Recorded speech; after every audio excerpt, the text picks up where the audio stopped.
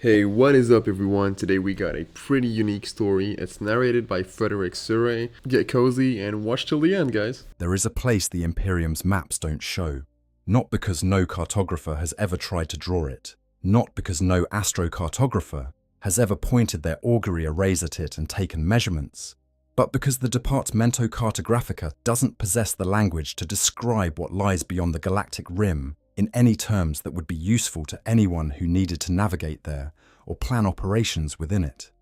The stars thin out in those regions. They don't vanish all at once in some dramatic final curtain drop.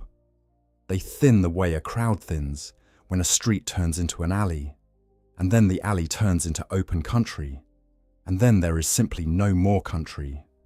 Just the dark that goes on forever in every direction at once. So absolute that calling it darkness feels like a diminishment of what it actually is.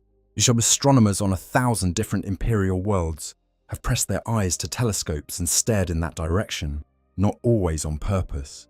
Sometimes just because the telescope was pointed that way, and their eye found the edge of the galaxy, and their eye found what lay past it, and something in them registered that there was something there that they needed to understand. Navigators aboard trading vessels have reported the feeling, on routes that cut corners too close to the galactic rim, of passing through a region where space itself felt different, heavier, colder, more observed. Astropaths, when asked to reach their minds out in that direction, describe a sensation that most of them refuse to repeat. Seers, and those rare individuals with the gift of true sight across centuries have all, in their different languages and their different traditions, and across the span of a history that stretches back 10,000 years, describe the same fundamental experience, the outer dark watches. That is where the Carcharodons live, not visit, not pass through on a scheduled patrol route, and then return to a comfortable fortress monastery carved into the rock of some proud chapter homeworld where aspirants train in sunlit courtyards, and serfs bring food, and the chapter's accumulated honors hang on walls maintained by generations of devoted servants. Live, full stop. 10,000 years of living in a place that the rest of the Imperium uses as shorthand for the unthinkable. 10,000 years of sleeping in cryotanks between engagements. You're dreaming whatever it is that warriors shaped by the outer dark dream about in the cold silence between battles. 10,000 years of being the thing that hunts other things at the absolute edge of creation, moving in silence, choosing targets with the patient precision of a deep predator, descending when ready, and leaving only wreckage and a cold current behind where they passed. They call themselves the Carcharodons Astra. In High Gothic, that translates to, roughly, the sharks of stars. In Low Gothic, the everyday language of dockworkers and hivers and arbitrators, and the billions of ordinary people who make up the human core of the Imperium, they are the space sharks. Neither name is wrong. Both names somehow miss the point, in the same way that naming a tsunami after the water misses the point. What the Carcharodons are not a chapter the way the Ultramarines are a chapter, with their codex and their blue armor and their meticulously documented history proudly displayed on Macragge, in halls that visitors come from halfway across the galaxy to walk through. They are not a chapter the way the Blood Angels are a chapter, with their complicated grief and their golden death cult, and the beautiful, terrible tragedy written into the very architecture of their genetics. The Carcharodons are something older and stranger and considerably harder to look at directly, and they are something that, when you follow their history to its logical conclusions, becomes one of the most philosophically profound and emotionally resonant stories in all of the 41st millennium. They should not still exist. That is the first thing to understand about them. As by the cold mathematics of sustaining a space marine chapter, the need for a recruiting base, for supply lines, for gene seed banking and monitoring and cultivation, for the institutional knowledge that gets lost when chapters are cut off from the broader Adeptus Astartes support network. A chapter that has been operating in deep void beyond the galactic rim for 10,000 years, without any of those things, should have collapsed into extinction somewhere around the second or third millennium of its exile. The attrition of battle in isolation, without the ability to call for reinforcement, without access to the Adeptus Mechanicus's support, without the gene seed preservation facilities that a proper chapter infrastructure provides, should have ground them down to nothing in a fraction of the time they have actually operated. And yet here they are, arriving without warning at the edge of the Maelstrom Zone in 910 of the 41st Millennium, fire-blackened and ancient and carrying authorization papers so old that the verification mechanisms for them have been dormant for centuries, and still, inexplicably, a functioning chapter of Space Marines, warriors, a fleet, a culture, a continuity, 10,000 years of continuity, maintained in the absolute dark by a chapter that decided, or was forced, to become a self-sustaining organism in conditions designed to preclude it. So what are they actually doing out there? What does a chapter of the most lethal warriors humanity has ever produced do when someone points them at the emptiness beyond the galaxy's edge and says, "Go hunt forever and don't come back unless called"?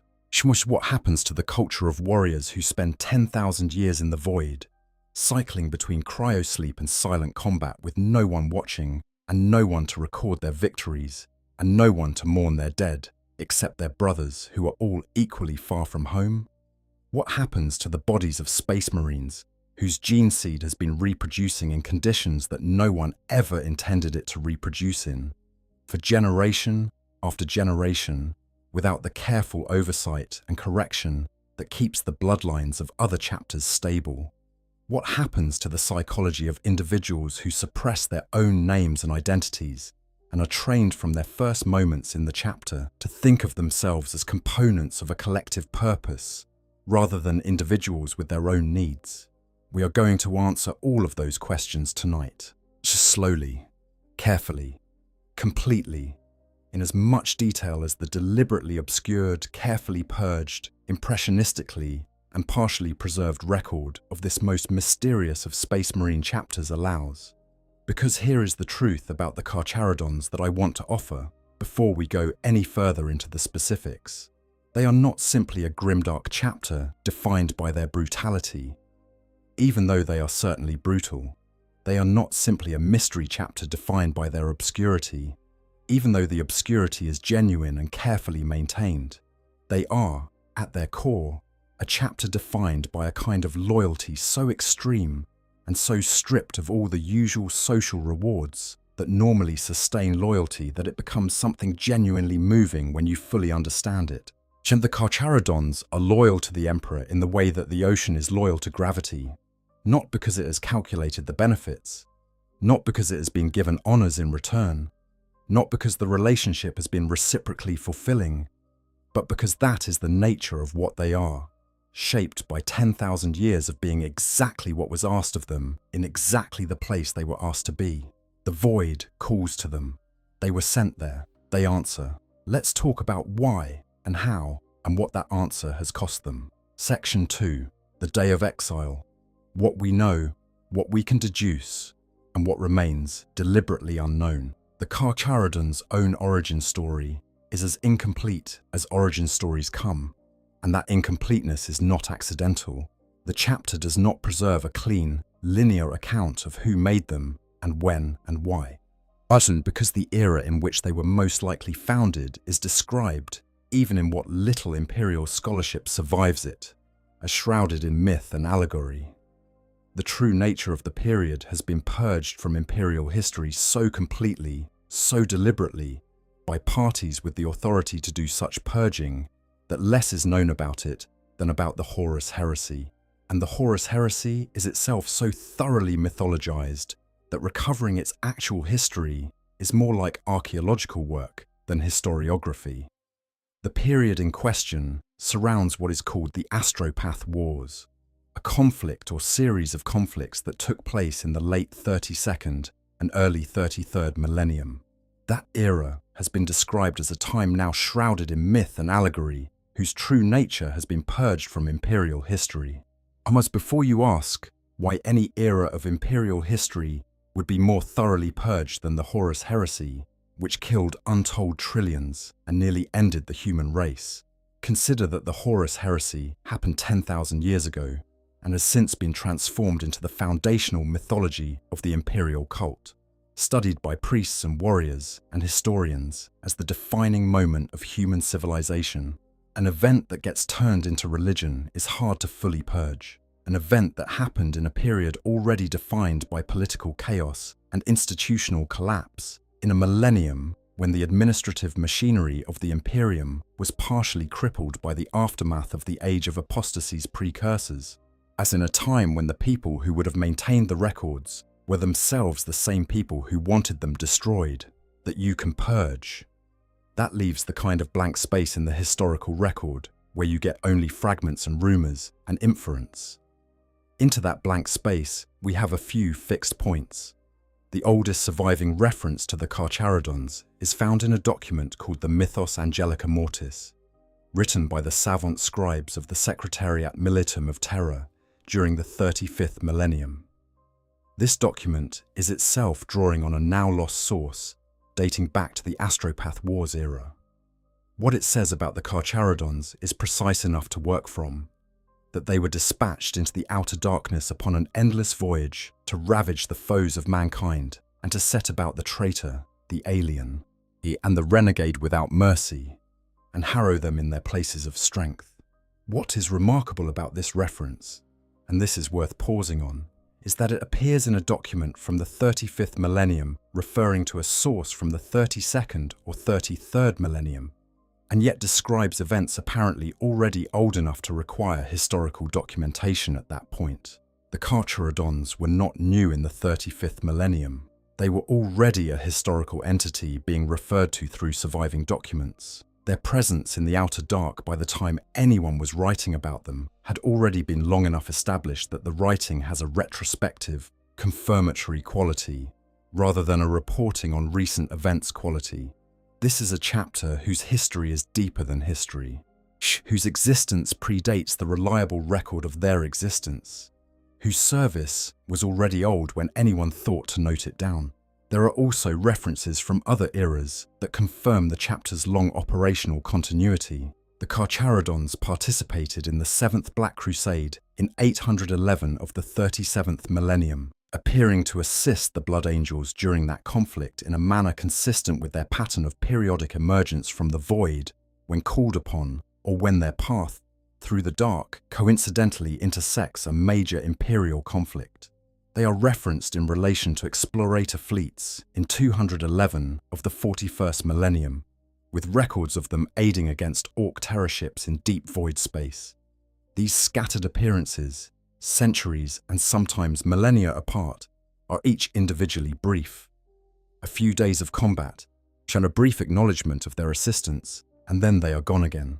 But in aggregate, they paint a picture of a chapter that has been moving through the dark and periodically touching the edges of the Imperium's awareness across an enormous span of imperial history without ever being fully integrated into that awareness, without ever being anything other than a shock and a mystery when they appear. Dispatched, past tense, even in that oldest surviving record. Someone sent them. The chapter did not arise spontaneously in the void. They were sent there deliberately with the specific instructions by someone with the authority to give those instructions to a Space Marine chapter.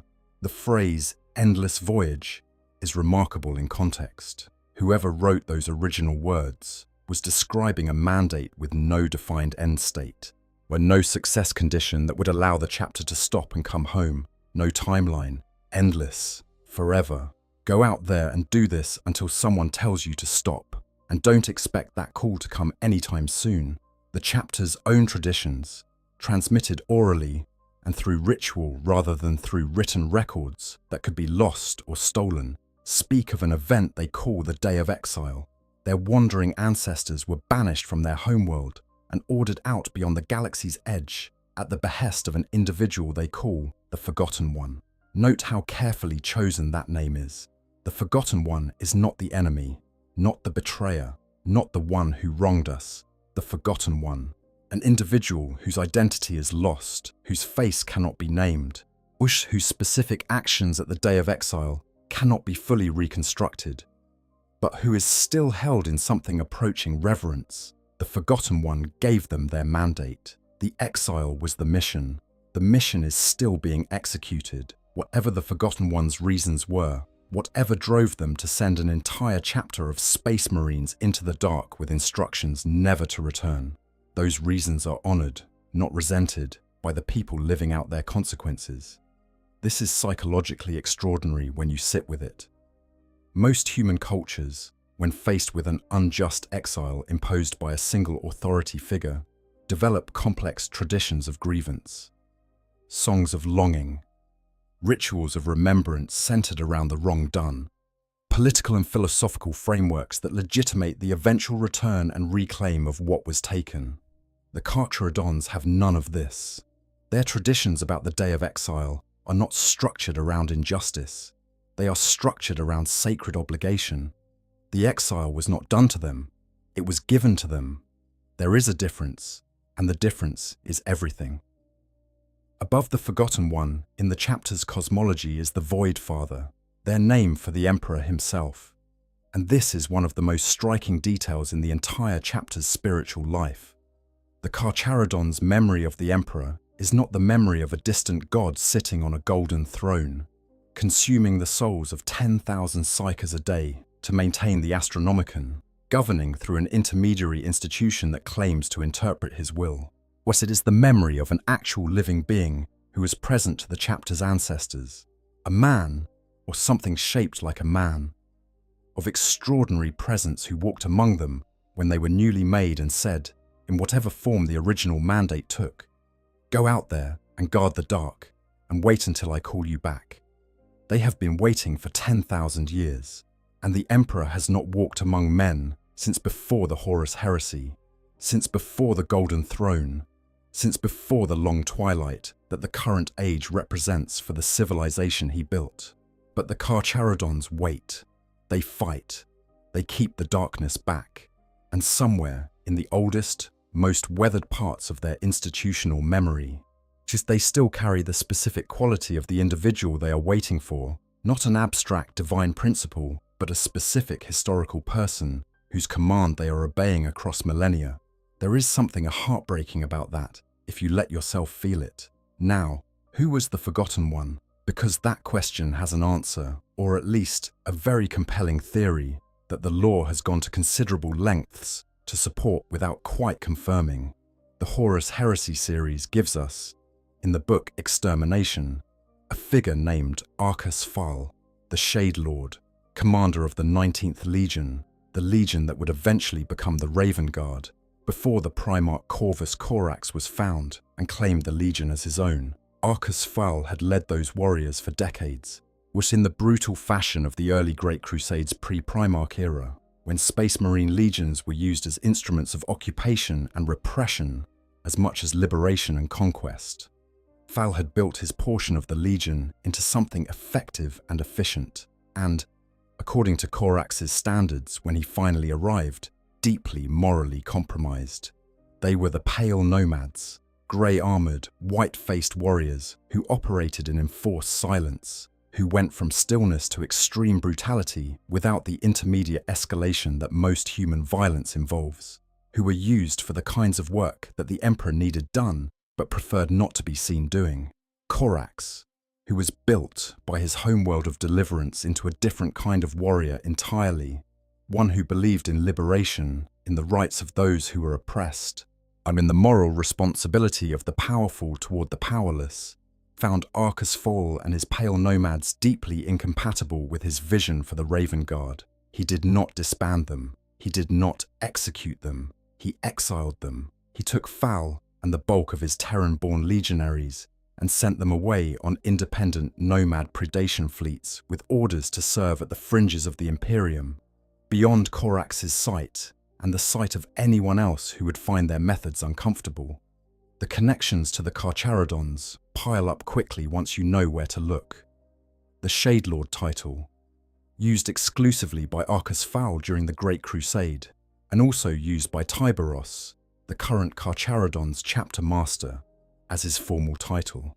The term Pale Nomads, the name given to Phal's warriors by the Lunar Wolves, and also the specific title of Tekahurangi, the Carcharodons' ancient chief librarian.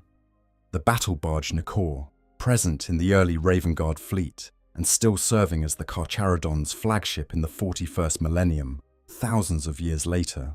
The armor pattern. The Red Brethren veterans of the First Shoal wear Mark V heresy pattern power armor, the armor of the Horus heresy era, rather than the Corvus pattern that a second founding Raven Guard successor would more typically carry. And perhaps, most poetically, the Reaper Prime of the Third Battle Company, the character through whom we see the Carcharodons' story unfold across the novels, wears armor bearing the skull and lightning bolts iconography of the Terran Pacification War. A war fought before the Great Crusade began. A war fought by Terran warriors who had not yet been unified under any Primarch's banner, who were simply fighting for terror, for humanity, for a future that wasn't guaranteed. The armor is ancient, and it is being worn and maintained and kept as a living relic of an origin that predates even the official start of the Imperium as a political entity. So, Arcus Fowl sends himself and his warriors into exile. Corax is the figure who issued the mandate. Corax, the Primarch, the son of the Emperor, the Forgotten One's sire, the Void Father's child. In the Carcharodon cosmology, the Forgotten One gave them the exile, acting in his capacity as the son of the Emperor. The chapter will not return until the Forgotten One calls them home, Corvus Corax, who vanished into the Eye of Terror after the Horus heresy under circumstances that remain unclear, has not been heard from clearly since. The chapter waits and waits. Whether this specific origin is correct, the lore is careful not to fully confirm it. That deliberate ambiguity is its own form of respect for the mystery. The point is not necessarily the specific identity of the Forgotten One. The point is the structure of the relationship. A chapter sent into the dark by an authority they still respect, serving a mandate they still honor, carrying the literal tools of their founding across 10,000 years, because to put them down would be to break faith with a person they remember as genuinely worthy of that faith. What became of Arcus Fowl himself, the historical individual, is unknown. Extermination notes that even after the Dropsite massacre, even after the carnage that nearly destroyed the Raven Guard entirely, Corax made no effort to recall Fowl and his fleet. Whatever was out there, it was apparently more useful to have people handling it than to bring them home. The true fate of those officers stripped of command may never be known, the text says, and that is very probably true. The real Arcus Fowl is long dead. What carries on in his legacy is the Carcharodons' Astra, the chapter that grew from his exile, still out there, still keeping the dark. Section 3. The Nomad Predation Fleet. A civilization built for motion. Imagine being asked to describe a home that moves. Not a place with walls that stay put, with a mountain visible from the window in the same position year after year. Yes, with the accumulated weight of generations of life in one spot that gives ordinary human experience its texture and its depth. Imagine a home that is always between places, always in transit, always organized around the next destination rather than the present location. Imagine a home where the most reliable constant is not the place itself, but the people within it, and the way those people relate to each other, and the traditions they maintain together that give meaning to the motion. That is the Nomad Predation Fleet, the entire chapter's civilization, the thing that the Carcharodons' Astra have been building and refining and maintaining and rebuilding for 10,000 years, in conditions that were never designed to support the kind of civilization they have built. Most Space Marine chapters have homeworlds. This is not a coincidence or a convenience, it is structural. The homeworld is where aspirants are drawn from, generation after generation, maintaining the genetic and cultural diversity that keeps a chapter's gene seed stable and its warrior culture vital. It is where the fortress monastery stands, housing the chapter's sacred relics, its ancient warriors in their dreadnought sarcophagi, its librarium of accumulated knowledge, its apothecary facilities where gene seed is stored and monitored and cultivated. It is where the chapter's identity is physically anchored. Take it away, and the chapter has to rebuild all of those functions in some other form, or gradually cease to exist as a coherent entity. The Black Templars are the most obvious comparison point for a fleet-based chapter. They have been perpetually crusading since their founding, operating entirely from warships, and they have managed it successfully for millennia. But the Black Templars maintain a relationship with Imperial space. They resupply from Imperial worlds. They recruit from inhabited systems. They coordinate with the larger Adeptus Astartes command structure and the broader Imperial war machine. They are fleet-based, but they are still within the Imperium's operational sphere. Their nomadism is a choice about how to fight, not a condition of exile. The Carcharodons are different in a way that matters enormously. Their fleet exists in conditions where there is no external support available. Beyond the galactic rim, there are no Imperial ports. As there are no Adeptus Mechanicus forges. There are no recruiting worlds. There is no one to call for help. The nomad predation pattern, which the Carcharodons follow more completely and more enduringly than any other chapter on record, is defined precisely by this: total self-sufficiency. A nomad predation fleet must be able to sustain itself without recourse to any external support whatsoever. Every resource the fleet needs, it either carries within itself or acquires through its own operations. Every repair that needs to be made, every weapon that needs to be manufactured, every biological process that needs to be maintained for the chapter's warriors to remain functional, all of it has to happen inside the fleet, by the fleet's own people, without outside assistance. At the center of the Carcharodons' fleet is the Nicor, as the flagship, the battle barge around which the rest of the fleet is organized in the same way that a city is organized around its central district. The Nicor is ancient. Battlefleet Pacificus records identify its original pattern as a Charybdis-class Grand Cruiser, a design from the Great Crusade and Horus Heresy era, which would make it over 10,000 years old at minimum. The modifications made to it over those 10,000 years are extensive beyond the point of easy description. It has been repaired with whatever materials were available. It has been expanded when the chapter's needs demanded more space. It has been retrofitted with weaponry taken from destroyed enemy vessels, including weapons of Xenos and heretic design that would cause considerable alarm if an Imperial naval inspector ever got close enough to inventory them. But its original hull plan is buried under centuries of patch and weld and improvised engineering that has turned it into something unique in the Imperial fleet. A vessel with no perfect precedent, shaped entirely by the specific history of the chapter it serves.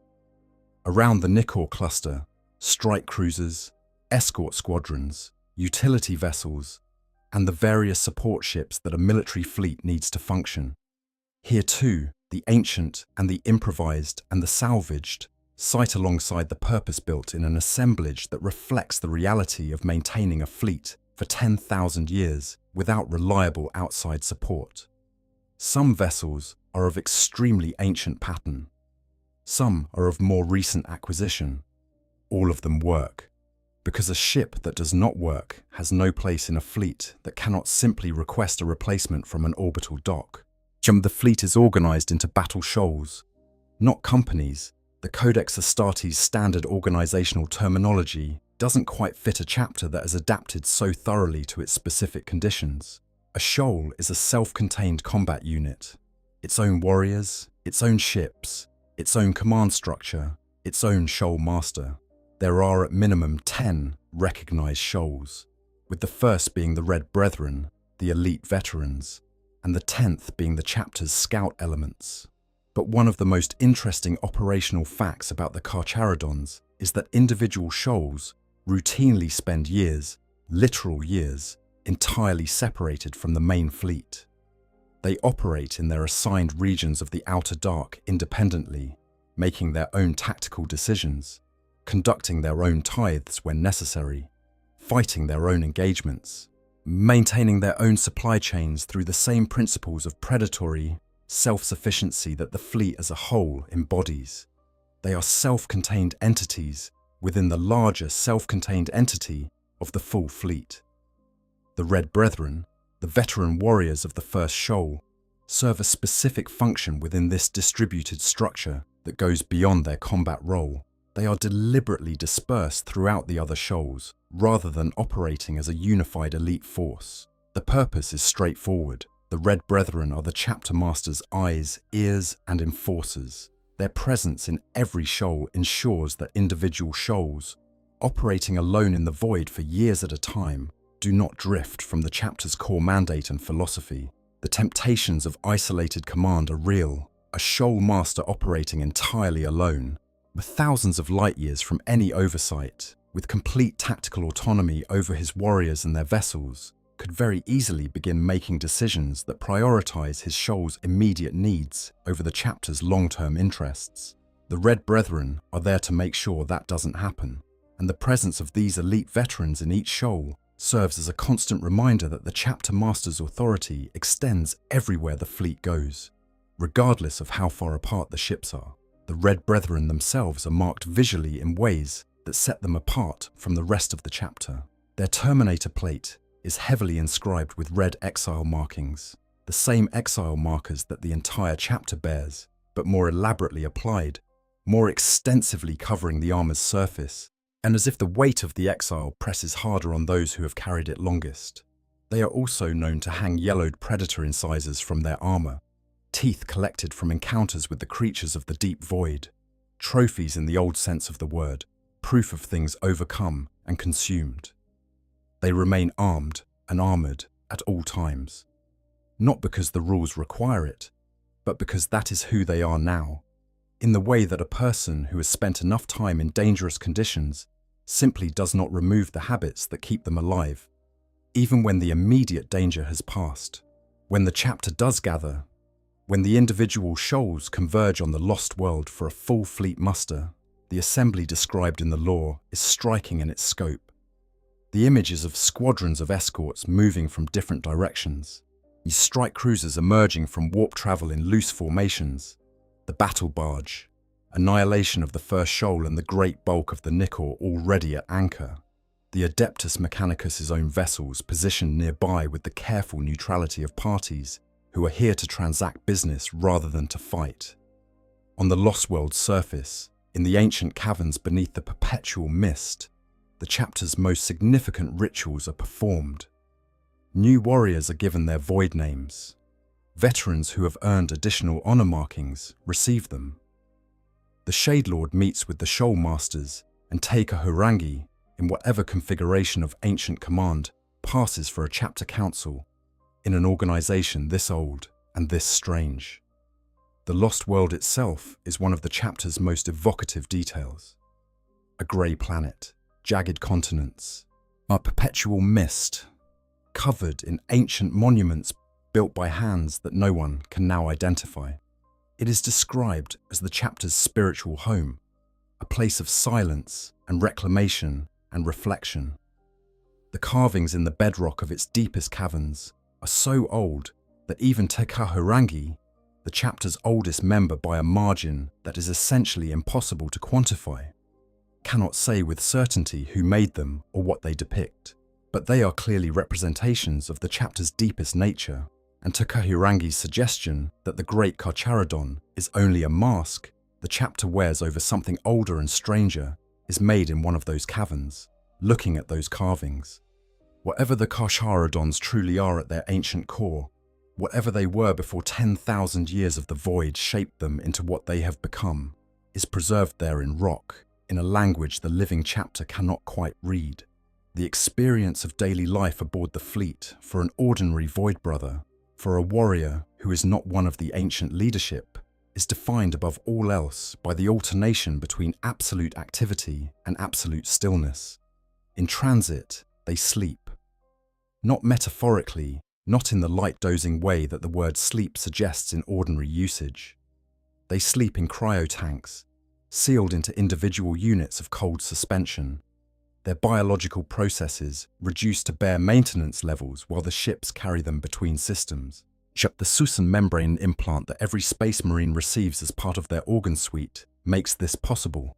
It allows the body to enter a state that is functionally very close to death without actually dying, maintaining cellular integrity across periods of suspension that would be fatal to an unaugmented human. For the young brothers, the initiates, the most recent recruits whose new organs are still settling into their augmented bodies. This cryosleep is genuinely restful. Their susan membranes are fresh, their nervous systems intact, their connection to whatever sense of self they have not yet been heavily eroded by long experience in the void. The suspension takes them, and the suspension releases them, and they wake with something like refreshment. For the older brothers, it becomes progressively more difficult. But the void has a way of accumulating in the nervous system of anyone who spends enough time in it. The silence starts to feel pressured in ways that are hard to articulate. The dark starts to feel like something that has weight. The oldest Carcharodons, the veterans who have been on the fleet for a century or more, often find themselves unable to rest even through extended transit, sitting awake in the dark while everyone else is suspended, listening to the ship and the void it moves through. This is documented. It is not romanticized in the source material. It is a known characteristic of long-service Carcharodon warriors, and it is treated with the matter-of-fact clinical observation that the chapter applies to most of its internal realities. The void does something to the human mind and body across extended exposure, and the chapter has built its culture partly around managing that something, providing it with rituals and hierarchy and purpose, and the suppression of individual ego that limits the damage that too much interiority can do. Section 4. What they actually do out there, the enemies in the outer dark. The mandate, as we have established, is broad to the point of being essentially infinite in scope. Ravage the foes of mankind. Set about the traitor, the alien, and the renegade without mercy. Harrow them in their places of strength. There is no specified theatre of operations. There is no approved enemy list with specific priority rankings. There is no defined success condition. The Carcharodons have been given, in effect, the entire outer dark and everything in it as their hunting ground, and told to keep killing the things that threaten humanity until someone tells them to stop. The outer dark, it turns out, is full of things that threaten humanity. This is not obvious in the way that the obvious threats to the Imperium are obvious, not the looming chaos of the Eye of Terror, not the main thrust of the tyrannid hive fleets crashing against the eastern fringe, not the Orc empires whose constant low-level pressure against the middle and inner Imperium requires constant military response. Those are the threats that everyone in the Imperial military establishment knows about, plans for, deploys against. The threats in the outer dark are different. They are the threats that are in the process of becoming something the Imperium would know about, if they were allowed to reach the point of becoming it. They are pre-threats. Was the Carcharodons' dinner before it reaches the fishing village? Consider the tyrannid situation, which the novels examine directly. Hive Fleet Leviathan approached the Imperium from below the galactic plane, not from the eastern fringe where previous hive fleets had come, but from underneath, attacking the soft underbelly of the Imperium's defensive arrangements. Its splinter fleets moved through deep void regions that the Imperial military had no significant defensive presence in, probing and testing and feeding and growing before the Imperium even registered them on its threat maps. Those splinter fleets moved through the outer dark for years before they were detected. During those years, one thing stood between those splinter fleets and the Imperium, the Carcharodons' Astra. The events of Outer Dark show us a chapter that has been fighting tyrannid elements in increasing numbers around lonely asteroids and abandoned systems deep below the Imperium's edge for an extended period before the events of the novel. The chapter has been fighting a war of attrition against a threat that the rest of the Imperium doesn't know is coming. They are absorbing casualties, expending resources, and maintaining the line not in the famous last stand sense that gets carved into chapter histories and celebrated in Remembrance Days, but in the invisible, grinding, daily sense of predator versus predator that produces no monuments. They have been doing this since before anyone with the authority to recognize their service even knew there was a service being rendered. But the Tyrannids are only the most immediately relatable example. The Outer Dark contains much more variety of threat than a single alien species, however existentially dangerous that species might be. Consider what we know about the regions beyond the galactic rim in lore terms. You know, I want to stop here for a second and just be honest with you. The Carcharodons are not my favorite chapter visually. The grey armor, the minimalistic iconography, and they don't pop the way something like the Blood Angels or the Thousand Suns do. When I first started reading about them, I almost skipped past them.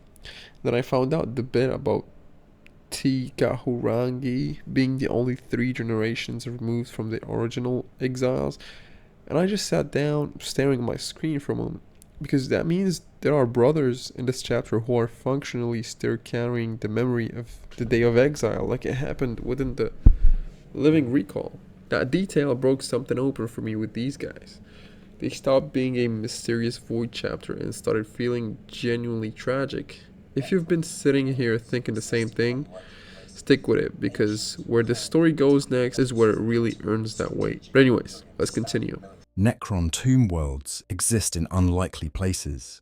Ancient, cold, deeply buried sleepers whose awakening produces a category of strategic problem that the Imperium's standard military responses are poorly suited to handle. Some of those tomb worlds are in or near the regions the Carcharodons operate in. The chapter has presumably encountered some of them, cleared some of them, or at least catalogued and reported on their existence during grey tithe transactions. The extent of what they have found and what they have dealt with is not documented in any source available to the public, but the chapter's relationship with the Adeptus Mechanicus, specifically the value the Mechanicus places on what the Carcharodons bring to the exchange, suggests that the archaeotech and artifacts being recovered from the Outer Dark include things recovered from civilizations far older than the Imperium. Orc empires scatter their elements into the deep void when sufficient military pressure is applied to them from the Imperial side. The splinter groups that flee into the Outer Dark under these circumstances don't disappear. They establish themselves on rocky worlds that no one else has bothered with, breed at the characteristic orc rate of explosive biological multiplication, and wait until sufficient numbers have accumulated for another attempt at the Imperium's borders. The Carcharodons intercept these elements, and they don't always wait for the orc forces to become an organized threat before engaging. The nomad predation approach allows them to attack targets that are manageable with the forces available, eliminating potential threats while they are still in the manageable category, rather than waiting until they have become large enough to require a full Imperial military response. Chaos warbands that have spent too long in the Eye of Terror, or that have been driven from Imperial space by successful campaigns, sometimes emerge from the warp via routes that don't follow any predictable pattern, entering real space at the rim of the galaxy rather than at the standard warp entry points that the Imperium's defensive networks are calibrated to monitor. These emergences in the Outer Dark are the Carcharodons' specific operational domain. But they find the warband, they assess its strength, they engage it or harry it, or disrupt it or eliminate it depending on the assessment. If a warband is too large for direct engagement, they bleed it. Repeated strikes against its logistical tail, against its communication elements, against its ability to coordinate and move coherently, until it either degrades to a manageable level or is forced to move in a direction that takes it away from the Imperium's borders. This is not heroic combat in any conventional sense. It is the patient, systematic application of violence against an enemy who often doesn't realize it's being systematically hunted until the hunt is nearly over. Let us also think about what void warfare looks like at the fleet versus fleet scale, because the Carcharodons' mastery of it is one of their most underappreciated capabilities. The Ursus Claws deserve mention here. A weapon system specific to the chapter, ancient and crude and extraordinarily effective, that reflects exactly the predatory logic of everything else they do. These are massive barbed lances, the size of small escort ships, fashioned like enormous harpoons that are fired from the chapter's vessels at enemy ships during boarding operations. When an Ursus Claw impacts a hull, it does not simply puncture it. The claw's mechanism locks to the target vessel's interior with magnetic strength, drawing the victim ship closer while simultaneously preventing it from disengaging. It turns a void combat encounter, which is normally a matter of weapons fire and maneuvering at range, into something much more intimate. As the prey cannot run, the boarding parties can close, and what the Carcharodons do at close range, whether aboard enemy vessels or on enemy ground, is something that their millennia of practice in exactly those conditions have made them extraordinarily efficient at. The concept of harrying a larger force, attacking a threat too powerful to destroy directly, but possible to degrade through repeated strikes, is something the chapter has developed into a high art across 10,000 years of having to pick their targets carefully, because losing too many warriors to a target they overestimated leaves them unable to deal with the next target. A nomad predation fleet that loses badly in a single engagement has no reserve capacity to draw on. There is no orbital reserve of reinforcements. There is no neighbouring fortress that will send relief. There is only what's left in the fleet, and what's left in the fleet has to be enough for whatever comes next. This enforces a kind of tactical discipline that many chapters with more abundant resources never develop. The discipline of knowing when not to fight, when to bleed an enemy rather than destroy them, when to shadow a threat until conditions favour engagement rather than pressing forward when they don't. And then there is the work that doesn't fit any of those categories. The deep void exploration, the investigation of the things that exist out there, which are strange enough that the Mechanicus's archaeotechnological surveyors want samples of them. The outer dark is not simply empty space punctuated by threats. It contains phenomena that have no parallel in the Imperium's catalogued experience, as ancient structures whose purpose is not legible to any current Imperial analytical framework, energy readings that suggest processes operating on timescales that make the Imperium's 10,000-year history seem brief. The Carcharodons move through all of this, observing it, sometimes recovering pieces of it, sometimes destroying the pieces that seem likely to become threats, trading the most recoverable and useful elements to the Mechanicus in exchange for the material support the fleet needs. What they do not do, and this absence is as defining as anything they actively do, is ask for help.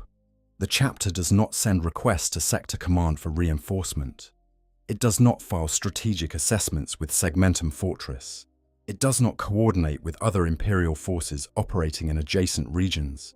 It alert neighbouring chapter territories to threats moving in their direction, or otherwise integrate itself into the broader Imperial war machine.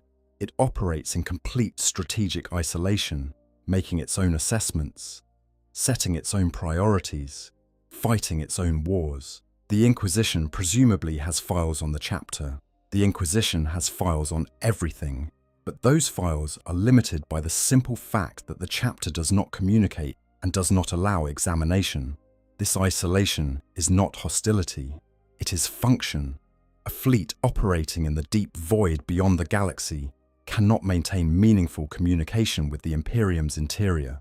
The distances are too great, the warp conditions too unpredictable, the Astronomican's signal too attenuated at those ranges for reliable astropathic relay. The chapter has been operating without communication since before most of the Imperium's current institutions existed. The habits and structures of an isolated force have calcified over millennia into something that looks like autonomy because it effectively is. Section 5. The Culture of the Void Brothers. A world built from the inside out.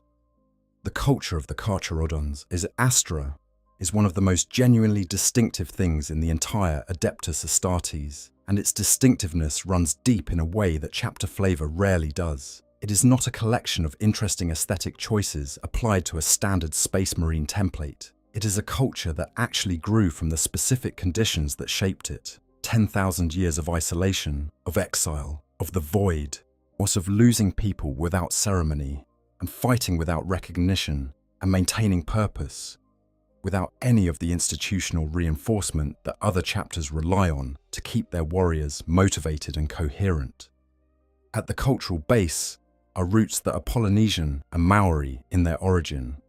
This is not coincidence. The Terran-born warriors who formed the original exile fleet came from specific cultural backgrounds, and when a group of people with specific cultural backgrounds are isolated for extended periods, those backgrounds don't dilute, they intensify. The cultural practices that were most meaningful, most functionally useful, most deeply embedded in the community's shared identity, become more important over time rather than less, because they are the things that maintain the community's coherence against the entropy that isolation produces. The Carcharodons' traditions are Polynesian, not because someone thought the aesthetic was interesting, but because actual people from actual Pacific traditions were among the original exiles, and their descendants have been maintaining those traditions under extraordinary pressure for 10,000 years. The results are visible in everything from the chapter's names to Kahurangi, Baal Shah, Nikara, Tama, Othalu, to the physical markings on their armor and bodies, to the concept of tapu that governs many of their social interactions, to the way they understand their relationship to their ancestors, and to the obligation they carry forward from those ancestors' choices, was the Polynesian cultural tradition of navigation, of moving through vast ocean with no landmarks, using stars and currents, and accumulated knowledge to find the way, is perhaps the most structurally relevant inheritance, because the Carcharodons are navigating the most extreme version of that environment imaginable, with the same fundamental tools of accumulated knowledge and careful observation, and the transmission of hard-won wisdom from generation to generation. Tapu, the concept of sacred prohibition, structures a significant part of the chapter's daily social life. The sacred restriction on a lower-ranked void brother touching the war gear of a higher-ranked Astartes is the most commonly cited example, but it extends far beyond that. There are contexts in which certain words cannot be spoken. There are actions that cannot be performed before certain rites are completed. There are relationships that carry specific obligations that cannot be renegotiated or modified without the proper ceremonies. These restrictions are not experienced as burdensome limitations. They are experienced as the shape of the world, as the way things have always been and should always be, as the form that respect and order and right relationship take within this specific community. Violating a tapu is not simply a rule infraction. It is a disruption of the right ordering of reality, as the chapter understands it, and the consequences can be severe. The void vows are something distinct from tapu, but related in spirit. These are voluntary, personal, long-term oaths taken by individual warriors as commitments that go beyond what the chapter's standing obligations require. An apothecary named Tama has maintained a vow of silence, absolute, complete, total silence, for nearly a century at the time the novels are set, not silence in battle, which the chapter maintains as standard doctrine, silence in everything. He communicates only through gesture, through written script, through the elaborate non-verbal communication of a body and face that have had a century of practice at expressing themselves without words. Whatever drove him to that vow is not explained in the sources. The chapter knows it. The chapter accepts it. The chapter works around it with the kind of accommodation that a genuinely coherent community extends to members whose specific choices set them apart. The combat silence deserves its own extended treatment because it is arguably the chapter's most effective weapon, more effective even than their formidable physical combat capability. When the Carcharodons fight, they are completely silent. This is not the disciplined quiet of Astartes, who have suppressed their voices as a tactical measure. This is a fundamental characteristic of how the chapter engages. Commands are transmitted over an encrypted internal Vox network. Warriors receive and acknowledge instructions through that network without making any externally audible sound, and no individual battle brother makes any sound.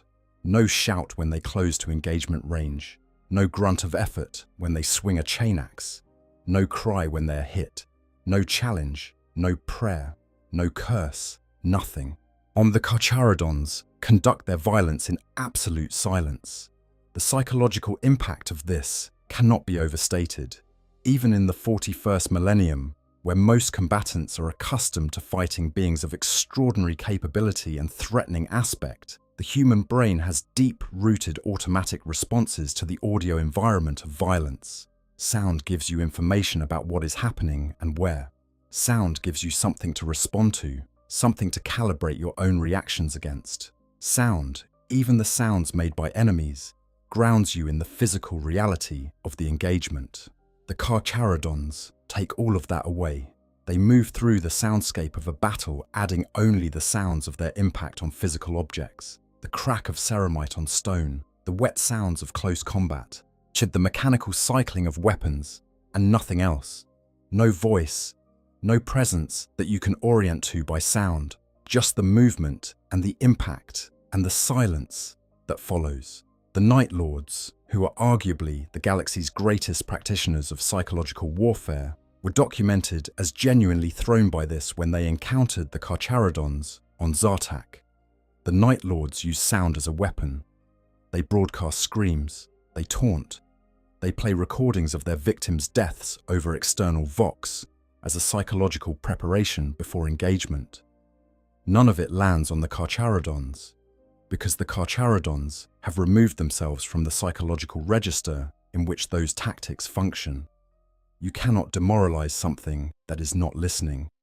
And the silence in return, the utter refusal to respond to anything the Night Lords are doing or saying with any audible acknowledgement whatsoever, is more unsettling than the most expert counter-taunt could be, because it suggests that whatever is about to happen to you is not being performed for your benefit at all. It is simply being executed with the same focused indifference that a deep ocean current applies to whatever flotsam it encounters. The chapter's relationship with individual identity is one of the most philosophically interesting aspects of its culture, and one that sets it apart most starkly from the standard Space Marine chapter model. Most chapters celebrate individual achievement. They have Hall of Heroes, Walls of Honor, libraries of individual chapter members' deeds preserved for future generations to study and emulate. Individual captains earn names and titles and reputations. Celebrated veterans become legends within the chapter's living tradition. The chapter's identity is in significant part a collection of individual identities, each one contributing to the whole. The Carcharodons deliberately unmake individual identity as part of the induction process. Every recruit loses their original name. Every recruit receives a void name, a new identity drawn from the chapter's tradition rather than from the recruit's own history. Every recruit is assigned a numerical designation that locates them within the chapter's organizational structure more precisely and more definitively than any name could. They are taught from their earliest moments as initiates, as that the chapter is the meaningful entity and they are a component of it. Their individual desires, preferences, opinions, ambitions, grievances, all of these are acknowledged as existing and then systematically deprioritized in favor of the collective need. The individual matters to the extent that they are healthy and capable and performing their function. The individual does not matter beyond that. This sounds cold. It reads as cold on first encounter, but follow the logic. A chapter composed of self-contained shoals, spending years at a time in isolation with complete tactical autonomy, with a mandate that requires constant difficult decisions about which threats to engage and which to bypass, and how to manage resources in conditions of chronic scarcity. That chapter cannot afford the kind of internal conflict that individual ego produces. Individual heroism is the first step toward individual grievance. Individual grievance is the first step toward shoal fragmentation. Shoal fragmentation in the outer dark, with no support network and no institution to mediate disputes, is a death sentence. The suppression of individual ego is not philosophical preference. It is survival technology. It has been running for 10,000 years because it works. The chapter's theology gives this suppression its meaning. They fight not for personal glory, but for the Void Father's mandate, transmitted through the Forgotten One's exile directive. The individual is a vessel for that mandate, not the recipient of its rewards. When a Void Brother falls in the outer dark, with no one watching and no record being kept, and no one who will ever read their name in a hall of remembrance, the Void Brothers' tradition holds that the falling itself is the service, and the service has intrinsic meaning regardless of whether it is observed. The darkness was guarded, the hunt was completed or continued. The mandate advances. That is enough. It has always been enough. It will always be enough. Section 6. The Red Tithe and the Grey Tithe. The Economics of Eternal Exile. A chapter in perpetual exile in the outer void, without fixed supply lines or a homeworld, or the institutional support structure that sustains all other chapters. How does that chapter feed itself? Not metaphorically, how does it literally, materially sustain itself as a fighting force? The answer is the tithes, and understanding how they work tells you something fundamental about the Carcharodons' place in the Imperium.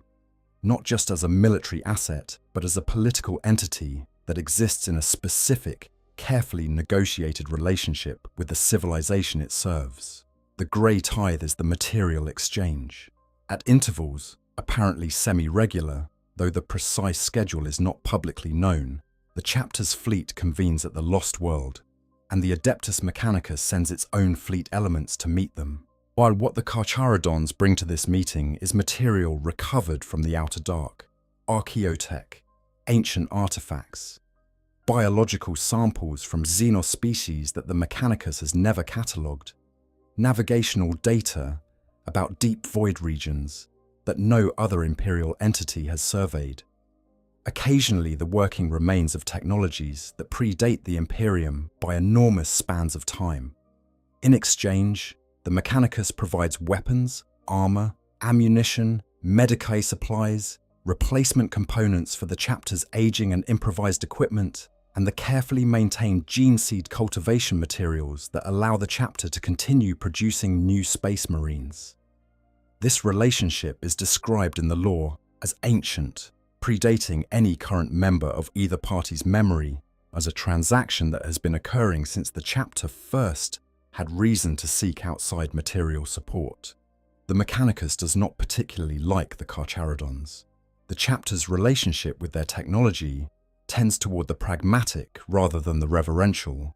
They will use what works, modify what doesn't, cannibalize what fails, and they are not inclined to maintain the careful liturgical approach to their equipment that the cult Mechanicus expects from proper clients.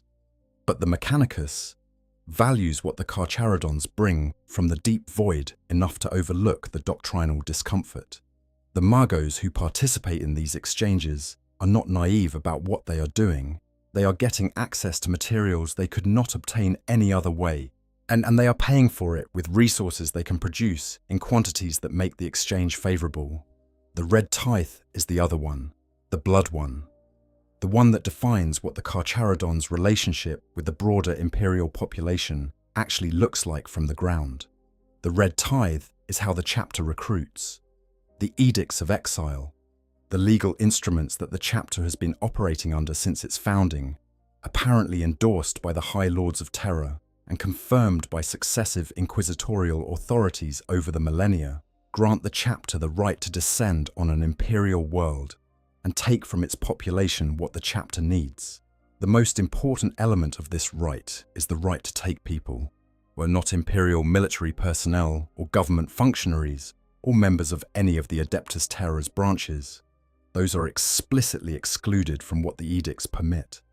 But the general population, including prisoners, convicts, criminals, the displaced, the desperate, the marginal, those the chapter can take, in the quantities the fleet requires, the vast majority of those taken in any given Red Tithe will become serfs. Chapter serfs, the menials and labourers and craftspeople and crew members and the 10,000 other forms of human service that a military fleet with no fixed base requires simply to function. The ships need cooks, engine workers, maintenance crews, medici orderlies, archivists, cartographers, tailors, carpenters, smiths, which the demands of feeding and clothing and maintaining hundreds of space marines and the supporting infrastructure of a self-contained military fleet are enormous, and they cannot be met by the space marines themselves. They are warriors, not administrators, and even space marines need to sleep and eat while those who attend their fleet's daily needs are working. The serfs are taken from the worlds the chapter tithes, stripped of their previous identities and integrated into the fleet's social structure, and they serve for life in conditions that are difficult but not deliberately cruel by the standards of what difficult service looks like in the 41st millennium. A smaller number, those whose age, physical condition, and what the chapter assesses as temperament and potential mark them as suitable candidates, are taken as aspirants. As these individuals face the chapter's induction process, which begins with a selection brutality that makes even the harshest other Space Marine chapter recruiting practices look measured. The aspirants are required to fight each other, not spar, not demonstrate techniques, not compete in structured combat exercises. Fight, with the realistic possibility of death as the outcome, until those who remain standing have demonstrated a degree of ferocity, resilience, and refusal to be destroyed that the chapter judges worthy of further development. Most of the aspirants selected die in this process or in the subsequent hypno-conditioning and biological augmentation that follows. The Carcharodons' induction attrition rate is higher than virtually any other chapter in the Adeptus Astartes, and other chapters are not known for their gentle selection processes. The ones who survive are, by definition, individuals who have passed through conditions designed to eliminate everyone but the most extraordinary. They carry that survival as the first mark on the body and soul that will eventually become a Void Brother. Red Tithe, by Robbie McNiven, gives us the most detailed picture of this process in practice. The prison world of Zartak, a mining colony where criminals from across a subsector have been deposited to drag raw materials from unyielding earth, is the setting. The Night Lords are already there when the Carcharodons arrive, pursuing their own agenda involving a specific psyker among the prison population. And then the Carcharodons materialize from the void, running silent, and begin their tithe. But the novel's power comes from the perspective of the ordinary people caught between these two groups of post-human predators, the Arbeits garrison, the inmates, the guards.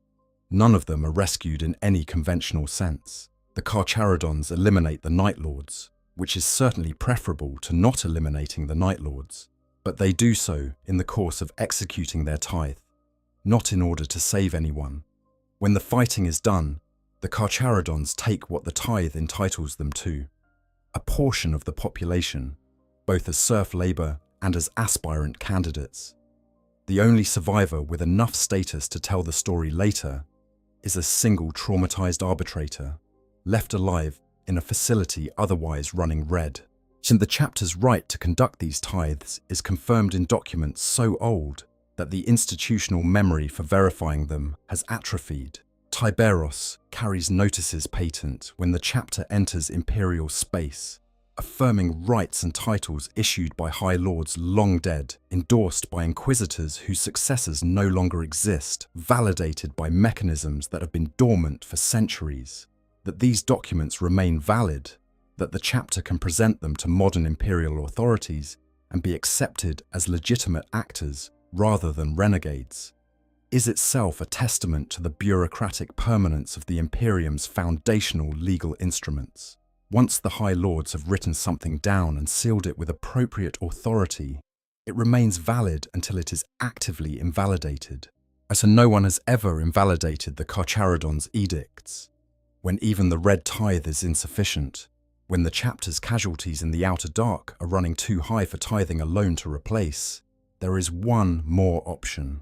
The Ashen Claws, the former 18th chapter of the Raven Guard Legion, who during the Horus Heresy despaired at both sides of the conflict and chose to disengage from it entirely, striking at the Night Lords in their home sector of Nostramo before disappearing into the deep void. They are not loyal to the Imperium. They are not servants of chaos. They are survivors, operating on their own terms in their own corner of the darkness, maintaining enough of the old Legion's capabilities and traditions to continue functioning as a coherent force across millennia.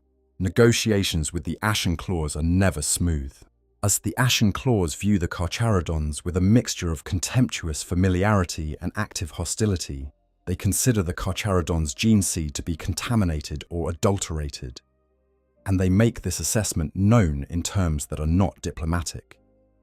Their leader Nahat Nev, in one of the most pointed pieces of dialogue in the novels, calls a World Eater the brother of a Carcharodon, implying that whatever chimeric gene seed history the space sharks carry has more in common with the Berserker Legion than with anything the Ashen Claws want to claim kinship with. But when the Carcharodons' need is desperate enough, and when the Ashen Claws have something the Carcharodons can offer fair exchange for, the transaction happens, carefully, but with both parties maintaining the kind of armed wariness that is appropriate when two groups of Space Marine equivalent warriors who don't fully trust each other are conducting a handoff in the deep void with no witnesses. Section 7. The Gene Seed and the Changing Body. What 10,000 years has done to them, Space Marine chapters change over time. This is not supposed to happen in ways that are obvious. The Codex Astartes and the oversight structures of the Adeptus Mechanicus and the Inquisition are specifically designed to prevent the kind of genetic drift and cultural deviation that would make a chapter unrecognizable from its founding template. Regular gene seed tithing and monitoring catches mutations early. Access to diverse recruiting pools prevents inbreeding effects on the gene seed's expression. What the institutional continuity of chapter culture, connected through the Adeptus Astartes network to the broader tradition of the Legiones Astartes, prevents the kind of radical cultural evolution that produces warriors unrecognizable to their brothers in other chapters. The Carcharodons have had none of these safeguards for 10,000 years. No regular gene seed monitoring by outside authorities, no diverse recruiting pool in the stable sense. They take whoever they find. No institutional connection to any other Adeptus Astartes tradition beyond the ancient one they carry with them. And what has happened to them as a result is visible, physically, in how they look and how they behave, and, in the oldest members, in changes to their bodies that go beyond the normal range of Space Marine variation. Their skin is the first thing anyone notices. The Carcharodons are pale, in a way that goes past the pale of the Raven Guard, past the striking contrast of a very light-skinned person, into something that reads as wrong at a deep physiological level.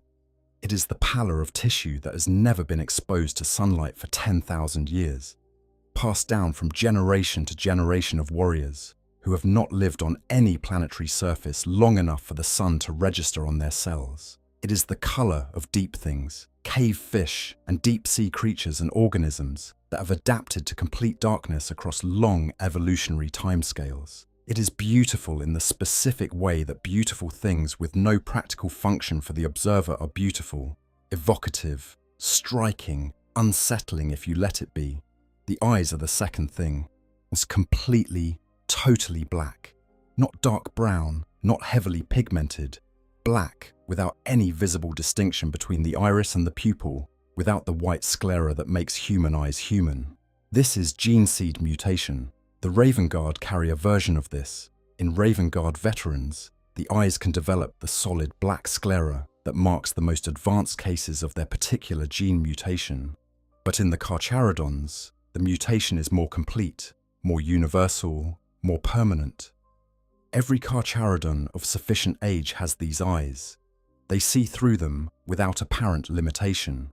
But those eyes, when they look at you, communicate that whatever is behind them inhabits a different relationship with the void than any being whose eyes still carry the light.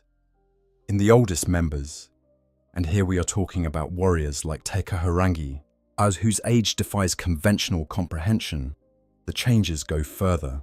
Denticles, skin that has developed the characteristic rough texture of a shark's outer surface, with microscopic tooth-like scales called denticles forming in patches around the face, the jaw, the neck, spreading across the body in older individuals. Tekaharangi's skin is described in Red Tithe as blotched with dark grey scabbing at those points, giving his flesh a rough, scaly texture. Baal Shah, significantly younger, is starting to notice the first patches of this on his own elbows and shoulder joints.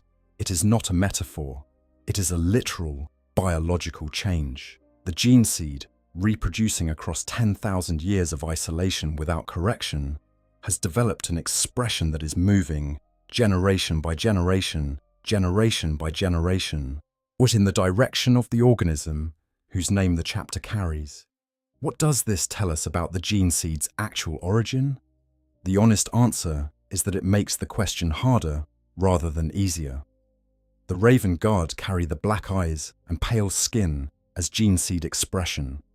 Those traits are documented Corax line markers, but the Raven Guard do not develop denticles. Corvus Corax's home planet Deliverance produce people with those physical traits as a natural response to the underground living conditions of the moon's oppressed population. Their bodies adapted over generations to darkness and confinement. The Carcharodons' denticle development goes beyond that inherited baseline into something that is changing in a specific direction.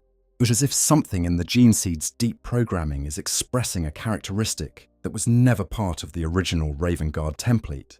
The Ashen Claws comment that the Carcharodons' gene seed has been contaminated with their disgusting breed is pointing at something real, even if the contempt in the framing makes it hard to pass. The gene seed the Carcharodons carry has been changed by 10,000 years of the conditions they operate in. Whether those changes are purely accumulative degradation, or whether there is something more intentional involved, whether the original exiles were given or acquired gene seed that was already distinct from any single legion's template, is not answerable from available sources. What is answerable is the behavioral question.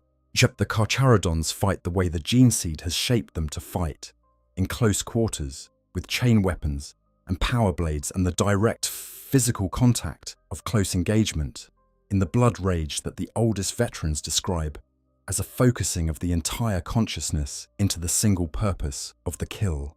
This is not Raven Guard combat doctrine. The Raven Guard are patient, precise, selective. They strike once and perfectly, and then disengage. The Carcharodons fight the way their name suggests, repeatedly, relentlessly, with the teeth-first commitment of a predator that uses the force of its own body as the weapon. Their ferocity in close combat was documented by every chapter and military force that encountered them at the Badab War, and it was not the controlled aggression of warriors executing a calculated tactical plan. It was something more fundamental, something that the gene seed of whatever lineage they carry has been expressing for 10,000 years, shaped by selection pressure that rewards exactly that kind of ferocity in the specific combat environments the nomad predation fleet encounters. The chapter manages these traits rather than suppressing them. The Void Brother culture, the philosophical framework that emphasizes collective purpose over individual ego, that provides the ritual structure of tapu and void vows, and the chapter's specific cosmology, is partly a management system for the psychological effects of what the gene seed does to these warriors. The blood frenzy has to be channeled, not denied. The deep aggression has to be given meaningful purpose, or it turns inward. 10,000 years of the outer dark on one side, and the cultural scaffolding of the Void Brother tradition on the other side. And in between them, the warrior who is both of those things simultaneously. That is a Carcharodon. The apothecaries of the chapter, responsible for monitoring gene seed health, performing the surgical enhancements of induction, and maintaining the biological continuity of the fraternity, operate in conditions that no other chapter's apothecaries would recognize. Without access to the monitoring systems of the Adeptus Mechanicus, without the ability to send gene seed samples to the Adeptus Ministorum for external validation, without the longitudinal comparative data that comes from being part of a network of chapters that can flag emerging genetic problems across multiple bloodlines simultaneously, the Carcharodons' apothecaries work by observation, or by accumulated chapter internal experience, by the practical wisdom of practitioners who have been doing this work in the outer dark for generations. They know what their gene seed does. They know what the mutations look like as they develop. They know which expressions are manageable and which create warriors who cannot maintain their void vows, and which are the early signs of something that will eventually produce a warrior who needs to become a void exile. All of this knowledge lives in the chapter's internal tradition, passed from apothecary to apothecary, like everything else the chapter knows, preserved not in external records, but in the living transmission of people who were taught by people who were taught by people who learned it in the dark. Was Section 8, The Return, the Badab War, and what the Imperium discovered in 910 of the 41st Millennium. Something happened that the Imperium was not prepared for. A fleet arrived. Not the kind of arrival that a fleet makes, when it has sent ahead its arrival notice to the appropriate sector command, when battle fleet resources have been allocated to receive it, when the political and logistical groundwork has been laid for its integration into ongoing operations. Not that kind of arrival. The kind of arrival that a very large, very ancient, to completely unannounced fleet makes when it materializes without warning on the edge of the Golgothan Waste during an active conflict and begins hailing both sides, using authorization protocols so old that the decryption processes for verifying them had to be dusted off from archives that no one had opened in centuries. The chapter, the hail said, when the identity codes finally resolved. The Carcharodons Astra, and they had come to offer their services to the Loyalist cause in the Badab War. The Badab War was an inter-Astartes conflict, a rebellion by several Space Marine chapters led by the Astral Claws against what they characterized as the Imperium's excessive and illegitimate demands on the resources of the Maelstrom Zone. The rebellion had been underway for years by the time the Carcharodons arrived. The Loyalist forces, as led by the Red Scorpions Chapter Master Carib Cullen, had been fighting a grinding and costly campaign against the secessionist chapters, and they were not in a position to casually dismiss any offer of additional military capacity, but they were also not in a position to casually accept a completely unknown quantity appearing from the void, with no context and no advanced communication. The Carcharodons' arrival documents, the notices patent, the ancient authorization protocols, the confirmations from High Lords and Inquisitors long dead, are themselves a piece of the chapter's story that deserves attention. They are extraordinarily old. Old enough that the bureaucratic systems designed to verify them had to draw on archival resources that most living administrators had never had reason to access, and yet they are valid. As they remain valid in the eyes of the Imperial legal system because the Imperium has never revoked them. The chapter has not been declared renegade. The edicts of exile have not been invalidated. The rights and titles they were given at their founding are still their rights and titles, protected by the same institutional permanence that makes imperial law simultaneously rigid and enduring. The Carcharodons have been operating on the authority of documents issued by people who have been dead for thousands of years, and those documents have held because the Imperium does not easily revoke what it has once formally granted. The Inquisitor Legate, who vouched for the Carcharodons after their initial arrival interview, after Tiberos had submitted himself to psychic probing and gene sampling, after the authorization documents had been verified and the chapter's identity confirmed, was making a judgment call that would have been difficult to defend to any superior who questioned it based purely on the strangeness of the chapter's presentation. A fleet that had been in the outer void for an unspecified length of time, with armor patterns that predated most living chapter traditions, with warriors whose physical appearance suggested something that 10,000 years of isolation had done to space marine biology that no one had a reliable frame of reference for. These were not the credentials that typically produce immediate trust. The Inquisitor Legate vouched for them anyway. Whether this was exceptional judgment or simply the pragmatic calculation of a military commander who needed additional combat power and was not going to let procedural discomfort override operational need is not clear from the record. What is clear is that the vouching proved accurate. Tiberos came in person to the meeting with the Inquisitor Legate overseeing the conflict. He arrived in his full Terminator plate, accompanied by his Red Brethren, and he did the thing that no one expected the chapter master of a chapter that had not been seen in Imperial space for an indeterminate number of centuries. He cooperated. He presented his notices patent. He submitted himself and his gene seed to examination. He answered the questions put to him with his characteristic quiet directness, offering nothing extra, so withholding nothing that was asked for. And at the meeting's conclusion, the Inquisitor Legate vouched for the Carcharodons. The chapter was accepted into the Loyalist line of battle. What followed is a case study in the Carcharodons' specific operational philosophy applied at military scale. They were deployed to the Endymion cluster, the Mantis warriors' home territory, rather than to the main front at Badab. The Mantis warriors were chapter-level guerrilla fighters, mobile and elusive, using their intimate knowledge of their own territory to avoid the kind of decisive engagement that would end the campaign quickly. Fighting them with the tools the Loyalists had available, conventional Astartes search and destroy operations, sector-by-sector clearance, should the patient methods appropriate against a known enemy on known ground, was producing results, but slowly and at significant cost. The Carcharodons approached the problem differently. They looked at what the Mantis warriors cared about: the populations and infrastructure of the worlds they were defending, the people who gave them purpose, and the moral foundation of their resistance, and they attacked that. Not the Mantis warriors directly, but the reason the Mantis warriors were fighting. They began systematically destroying worlds in the Endymion cluster, not military targets, worlds, infrastructure, population centers. The operational logic was cold and clean.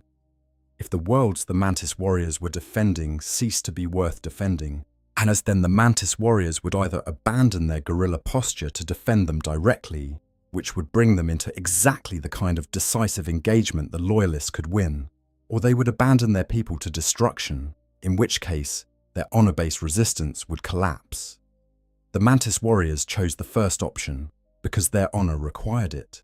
They massed, they confronted the Carcharodons, and they lost, because when the Carcharodons commit to a direct assault, with their specific combination of silence, discipline, close combat ferocity, superior numbers, and the particular quality of warriors who have been fighting in survival conditions for longer than the Mantis warriors have existed as a chapter, the outcome is not in question.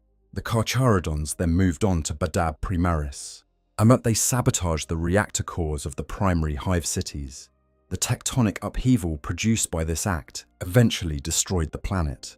The Star Phantoms chapter, conducting the assault on Luft-Huron's seat of power in coordination with the Carcharodons, suffered severe casualties in the emergency evacuation that followed the planetary destabilization, casualties they attribute to the Carcharodons' actions and for which they have never forgiven the chapter.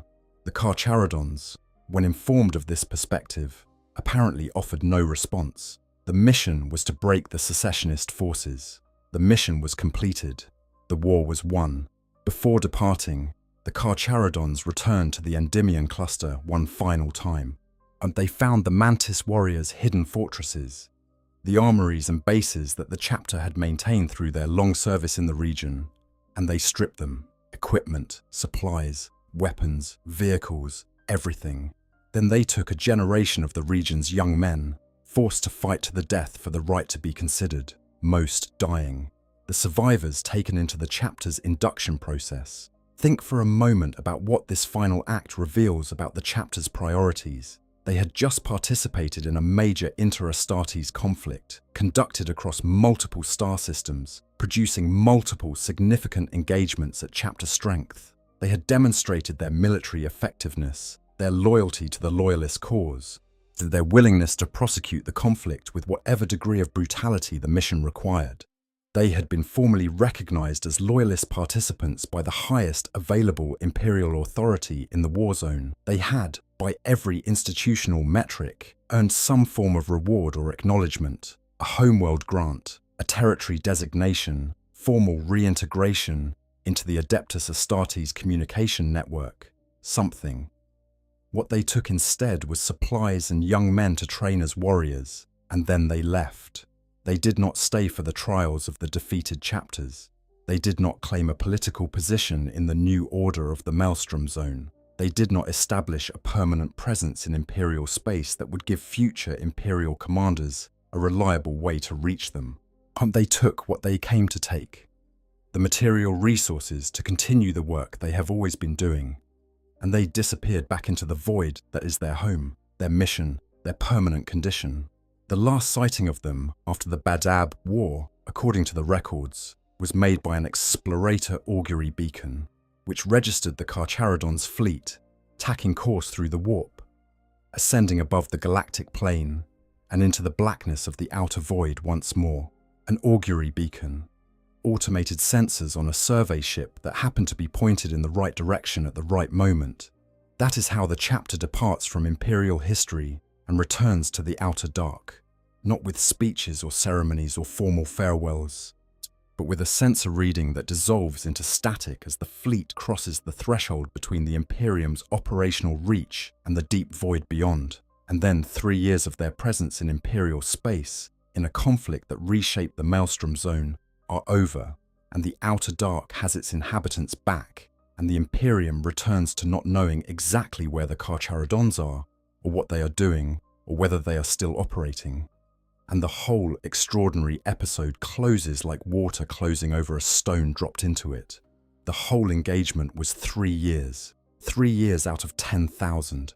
They arrived without warning, accomplished what they came to accomplish with absolute efficiency, and returned to the outer dark as if they had never been there, leaving behind a dead planet.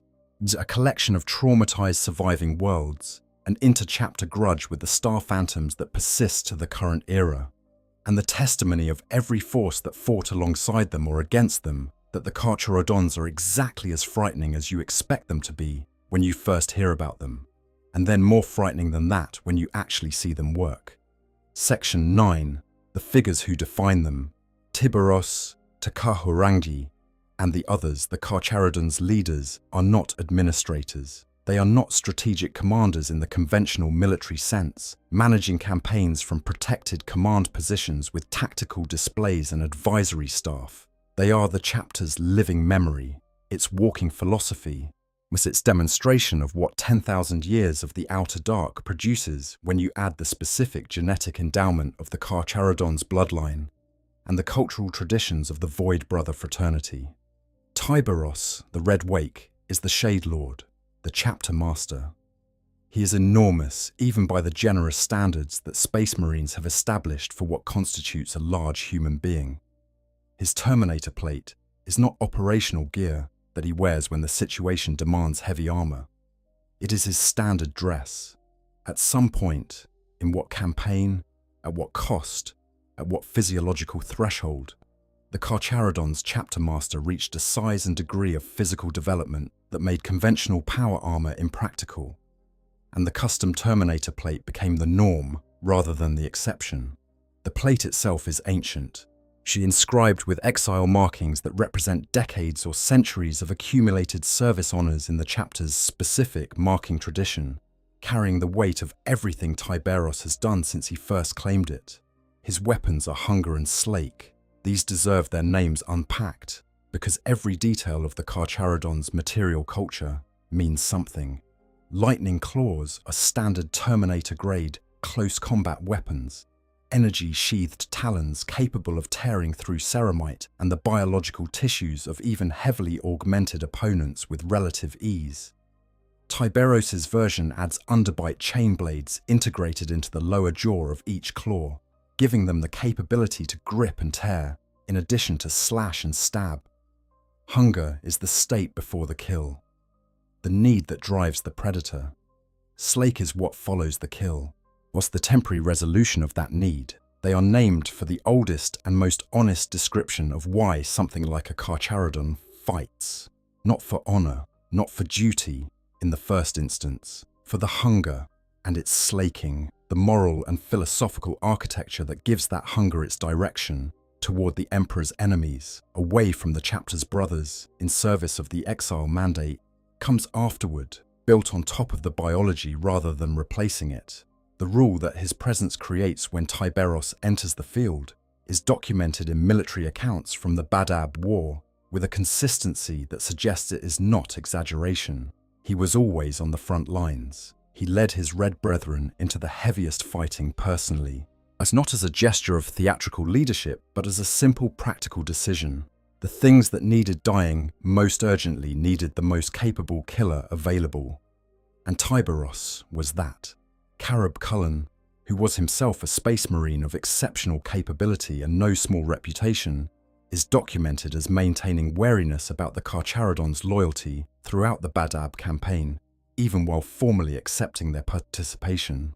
That wariness never produced a confrontation, partly because the Carcharodons' performance removed any serious basis for challenging their credentials, and partly because picking a fight with the chapter that Tiberios leads, based on discomfort, with their methods would require a degree of tactical optimism that no sensible commander should feel when looking at the Red Wake's combat record. But the other relics associated with the chapter's command structure are worth mentioning here as well. The Void Glass, an unknown device given to the Forgotten One by the Emperor himself at some point in the chapter's deepest history, entrusted to the chapter with instructions to guard it at all costs. What the Void Glass does is not documented in any source available to outside researchers. The chapter keeps its function as tightly protected as any of its other secrets. But its origin, supposedly a direct gift from the Emperor to the chapter's founder, places it in a category of significance that transcends any ordinary relic. It is not a weapon preserved from a celebrated battle or an honored predecessor's favorite instrument. It is something the Emperor made and gave away, with specific instructions for its protection, and to a chapter he presumably knew would be carrying it into the dark for a very long time. His voice is soft. This is perhaps the most documented and most commented upon aspect of Tiberios in every source that describes him, and there is a reason it keeps coming up. It is completely wrong. A being of his physical dimensions and known capacity for violence should project, should fill a room with presence by volume alone.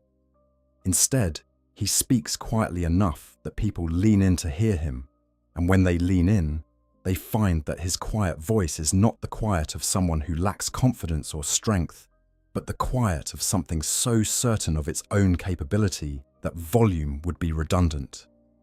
His voice, as described in the Imperial armor material, promised a swift demise, not threatened, promised, with the matter-of-fact assurance of something that has made that promise many times and kept it every time.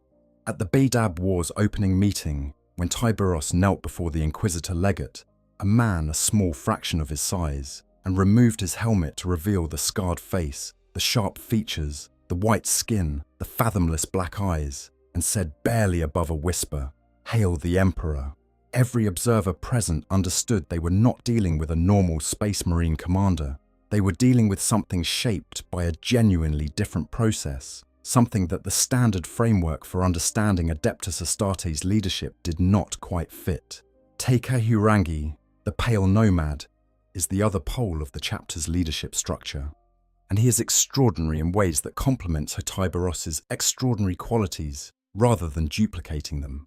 He is the chief librarian, and the chapter's oldest member, by a margin so large that it practically constitutes a different category of existence. Only 3 generations removed from the original wandering ancestors, in a chapter that has been operating for 10,000 years, means something almost impossible to adequately imagine. He is not 3 generations removed in the sense of 3 lifetimes of ordinary human duration. He is 3 generations removed in the sense of 3 direct, personal lineages of Carcharodon warriors, each of whom lived to extreme age before passing their knowledge to the next in line. Carcharodon's physical appearance reflects his age in ways that the chapter's genetic drift makes particularly striking. His face is pale and gaunt, the skin around his eyes and jaw and neck darkened and rough with the dentical scabbing that marks the oldest of his brothers in its most advanced form. His teeth have been filed to points in the ancient tradition. His eyes are the complete, absolute black of the void at its most total. He carries a staff tipped with a shard of green stone that begins to glow when he raises it and focuses his psychic talent. An Omega-level Psyker's focus tool, ancient enough that its origin is not clearly documented even in the chapter's own records. He smiles, in descriptions, the image of Carcharodons smiling, with those filed teeth, that dead white face, with those void black eyes, is one of the most evocative in the novels. It is not a warm smile. It is the smile of someone who has seen enough of time to find things amusing that most people would find terrifying, and who is secure enough in what he is to let that amusement show. He is, in many ways, the chapter's deepest intellectual element, the keeper of its most profound secrets, the transmitter of its oldest traditions. the interpreter of its cosmology for the generations that come after him. And he still deploys. He still goes into the dark with the others and fights with the others and comes back when the others come back. Because that is what Void Brothers do, and what he is remains, at its foundation, a Void Brother.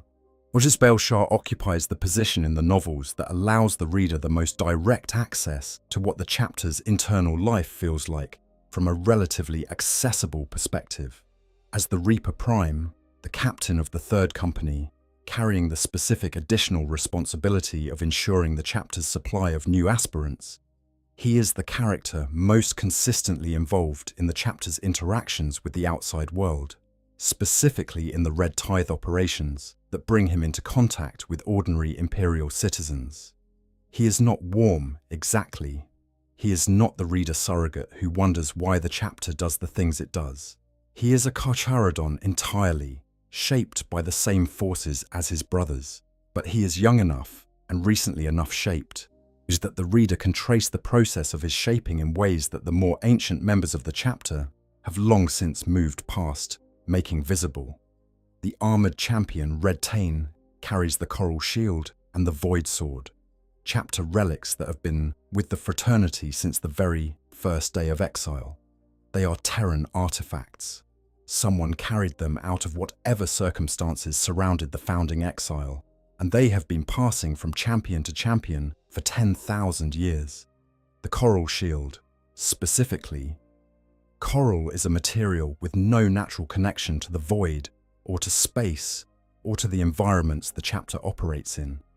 It is a piece of an ocean, of a specific kind of organic growth that occurs in warm, shallow water, of a world that is everything the outer dark is not. Someone carried it because it mattered, as it still matters 10,000 years later, in a way that no one alive in the chapter can fully articulate. The shape of the belonging is still there, even when the specific memory of why it belongs has faded.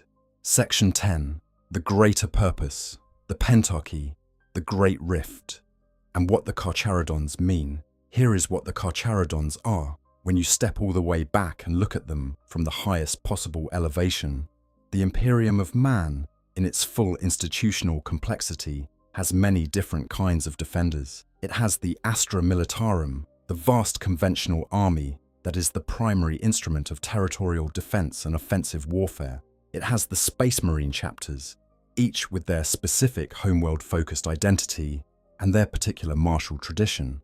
It has the Imperial Navy, the Inquisition, which is the Adeptus Mechanicus and its Scutarii and Knight Houses, the Sisters of Battle, and the 100 other specialized organizations whose combined efforts keep humanity's civilization from collapsing under the weight of everything that wants to end it. And it has the Carcharodons, who are the kind of defender that no institutional framework produces intentionally. They were not designed to fill a specific gap in the Imperium's defensive architecture.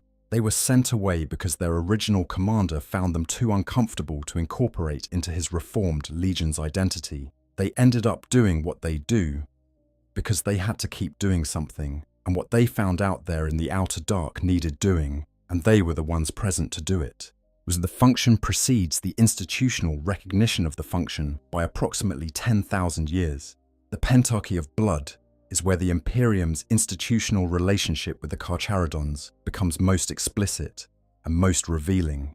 In 860 of the 33rd Millennium, the High Lords of Terror convened this gathering of 5 specific Space Marine chapters: the Carcharodons, the Red Talons, the Flesh Eaters, the Charnel Guard, and the Death Eagles, and gave them a commission of extraordinary gravity. A figure claiming to be a Primarch had appeared in Segmentum Pacificus and gathered enough support to trigger a conflict, the War of the False Primarch, that lasted 80 years and destabilized the entire region.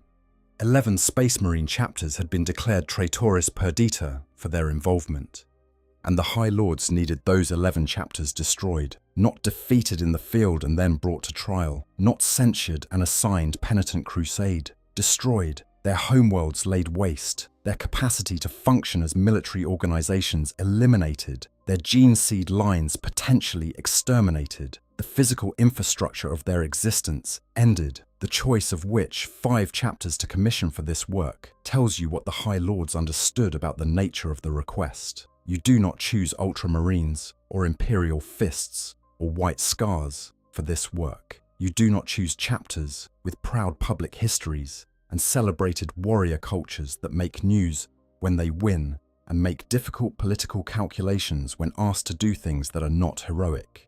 You choose chapters that will do what they are told, completely, or without the kind of moral deliberation that produces delays and complications and historical records that create problems later. The Carcharodons were the obvious choice. They had been doing exactly this kind of comprehensive, no survivors, no witnesses, maximum efficiency elimination work in the Outer Dark for as long as anyone could remember. The scale was different. The targets were different. The fundamental nature of the task was not. The War of the False Primarch is now so thoroughly purged from Imperial records that almost nothing is known about it. This is itself meaningful. The Horus Heresy, which was also an Imperial embarrassment of the largest possible scale, was preserved because it could not be purged. Too many people knew about it. Too many institutions survived with records of it. So too many chapters carried its events in their gene seed and their living memory. The War of the False Primarch happened in an era when the records could be controlled, and they were. Whatever happened there, whatever the False Primarch was, whatever the 11 chapters did that required their complete elimination, whatever secrets were buried in the Pentarchy's work, stays buried. The Carcharodons know part of what was buried. They were there, and they don't talk about it. In the era Indomitus, the period following Reboot Gilliman's return, and the catastrophic creation of the Great Rift, the chapter received something it had not had in 10,000 years, a homeworld. The Mantis warriors' former homeworld of Utheka was granted to the Carcharodons Astra as their own. In terms of the chapter's own cosmology, this is a significant moment, not the return the traditions promise, not the lifting of the exile mandate by the Forgotten One's return, but a grant of planetary territory that represents the Imperium's acknowledgement that the chapter has earned something more fixed than the endless void. The chapter's response, as depicted in the novels, is understated to the point of near absence. The introduction of Primaris Space Marines to the chapter is described as a slightly better than expected grey tithe that happened in decades past. The Primaris technology, the Rubicon Primaris surgery that allows firstborn Space Marines to be elevated to the new standard, the entirely Primaris-born warriors produced through the Sancprimus Portum technique, is integrated into the chapter without ceremony. Because the chapter does not do ceremony about military capability upgrades. New warriors are new warriors. Their origin is less interesting than their utility, but Utheka matters in ways that go beyond the immediately practical. For the first time in 10,000 years, the Carcharodons have a planet, a place, somewhere that is theirs in the simple, grounded sense that most Space Marine chapters take entirely for granted. What they do with that place, how they integrate it into a chapter culture that has been entirely void-adapted for 10 millennia, whether it changes who they are in fundamental ways or merely provides a new logistical asset, those are questions that the current law has not fully answered, and perhaps that is appropriate. The answer will take time to develop. The Void Brother tradition is not something that a single planetary grant transforms. It is something shaped by 10,000 years of specific conditions, and those conditions have not stopped being conditions simply because a new variable has been introduced. What has not changed is the mandate. The Outer Dark is still out there. The things that live in it are still doing what they do. The Tyranid threat is not resolved. The Chaos elements and Xenos presences, and ancient sleeping threats, and emergent dangers that exist beyond the galactic rim are not less present because the Imperium has suffered its own catastrophic internal traumas. If anything, the Great Rift, the massive warp scar that now bisects the galaxy, as separating its northern and southern halves in ways that have fundamentally altered the strategic landscape, has created new instabilities and new threats and new dark spaces where new dangers are gestating. The Carcharodons are still out there, fighting in silence. moving in the dark, taking what the tithes allow them to take, trading what the grey tithe allows them to trade, killing what needs to be killed in the specific way that 10,000 years of the outer void has shaped them to kill. Their gene seed is still drifting in its slow direction. Their oldest members are still changing in the ways that extended void exposure changes them. Carcharodons is still fighting, still bearing the weight of more years than comprehension easily accommodates, is still smiling with those filed teeth in the way that ancient predators smile. Not with warmth, exactly, but with recognition.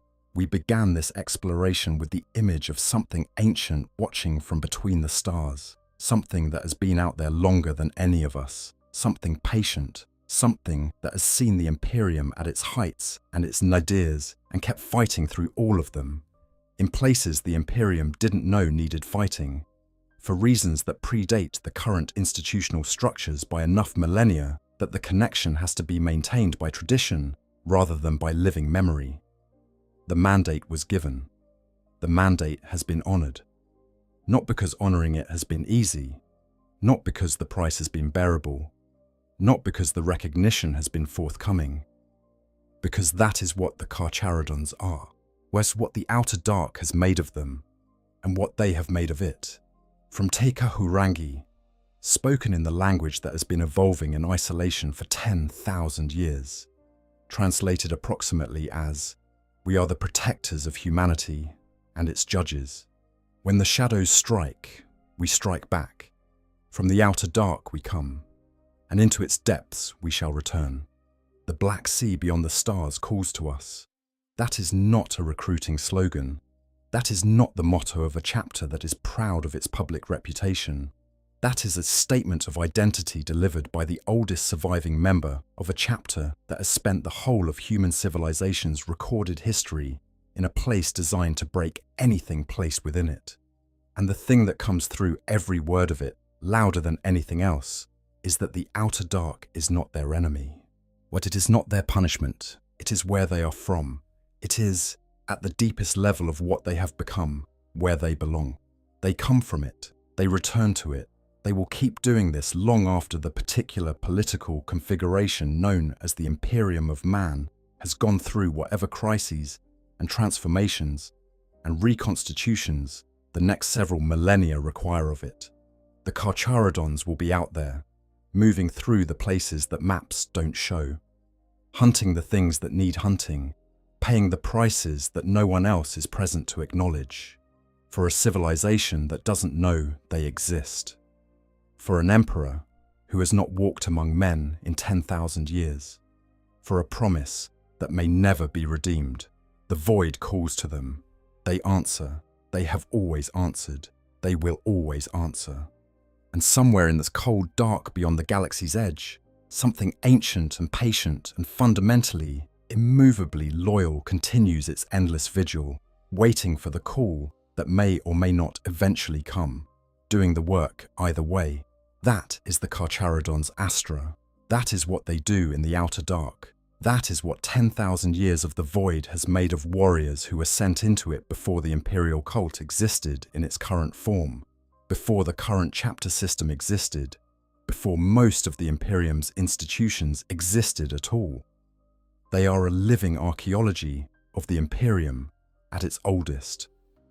Not the polished version presented in ministorum ceremonies and chapter honorifics, and the carefully maintained public record of Adeptus Astartes heroism, but the raw, prior version, and the version that existed before the mythology accumulated, the version that remembers the emperor not as a god, but as a person, the version that was given a mandate and kept it, and kept it, and kept it, and is still keeping it now. Section 11, the Void Exiles, those who fall even further. There is one more layer to the chapter's structure that deserves its own treatment, because it illuminates everything else about the Carcharodons' philosophy and tells us something essential about the cost of living by their specific code of honor.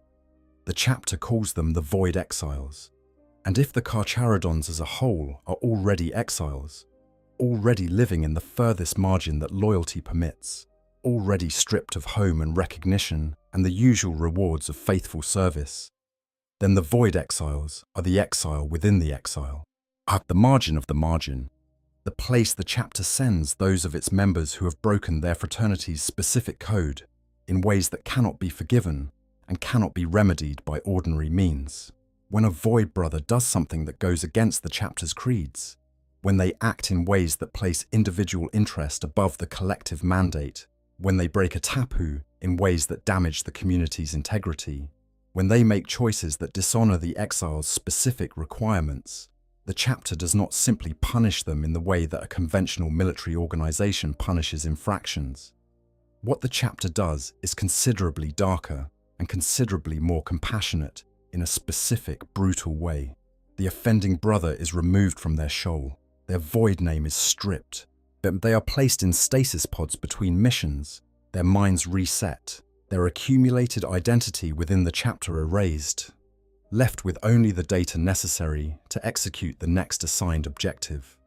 They are sent on the most dangerous missions the chapter has available, missions with effectively zero expected survival rate, with no support and no backup and no expectation that they will return.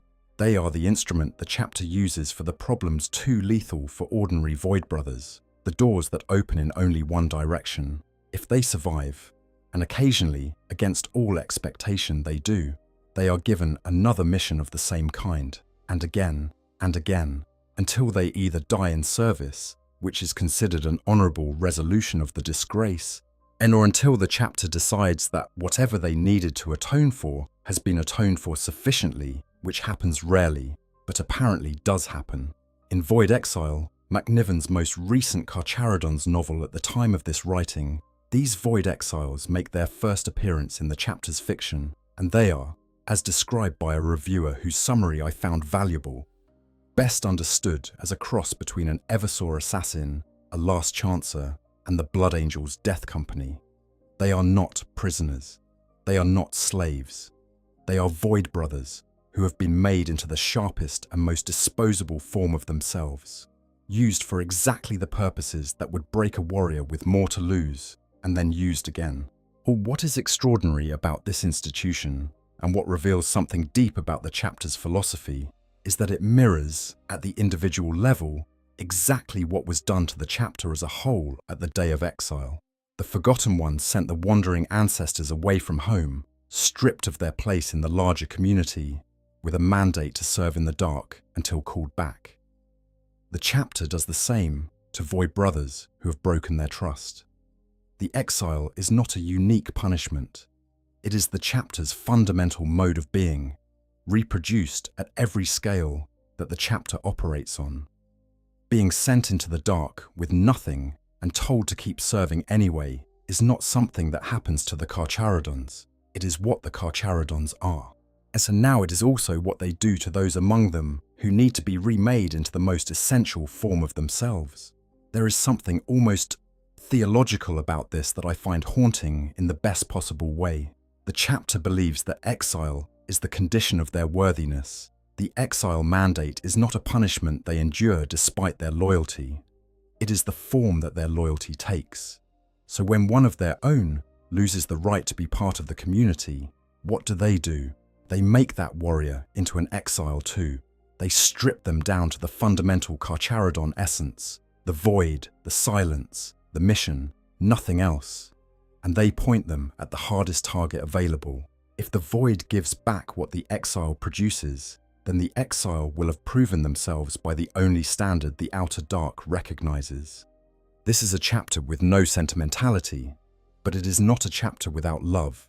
If you understand love as the willingness to take someone's situation with complete seriousness and respond to it with complete commitment, the Void Exiles are given the hardest possible path back to brotherhood, or the most honorable possible path to death. Either is acceptable, neither is comfortable.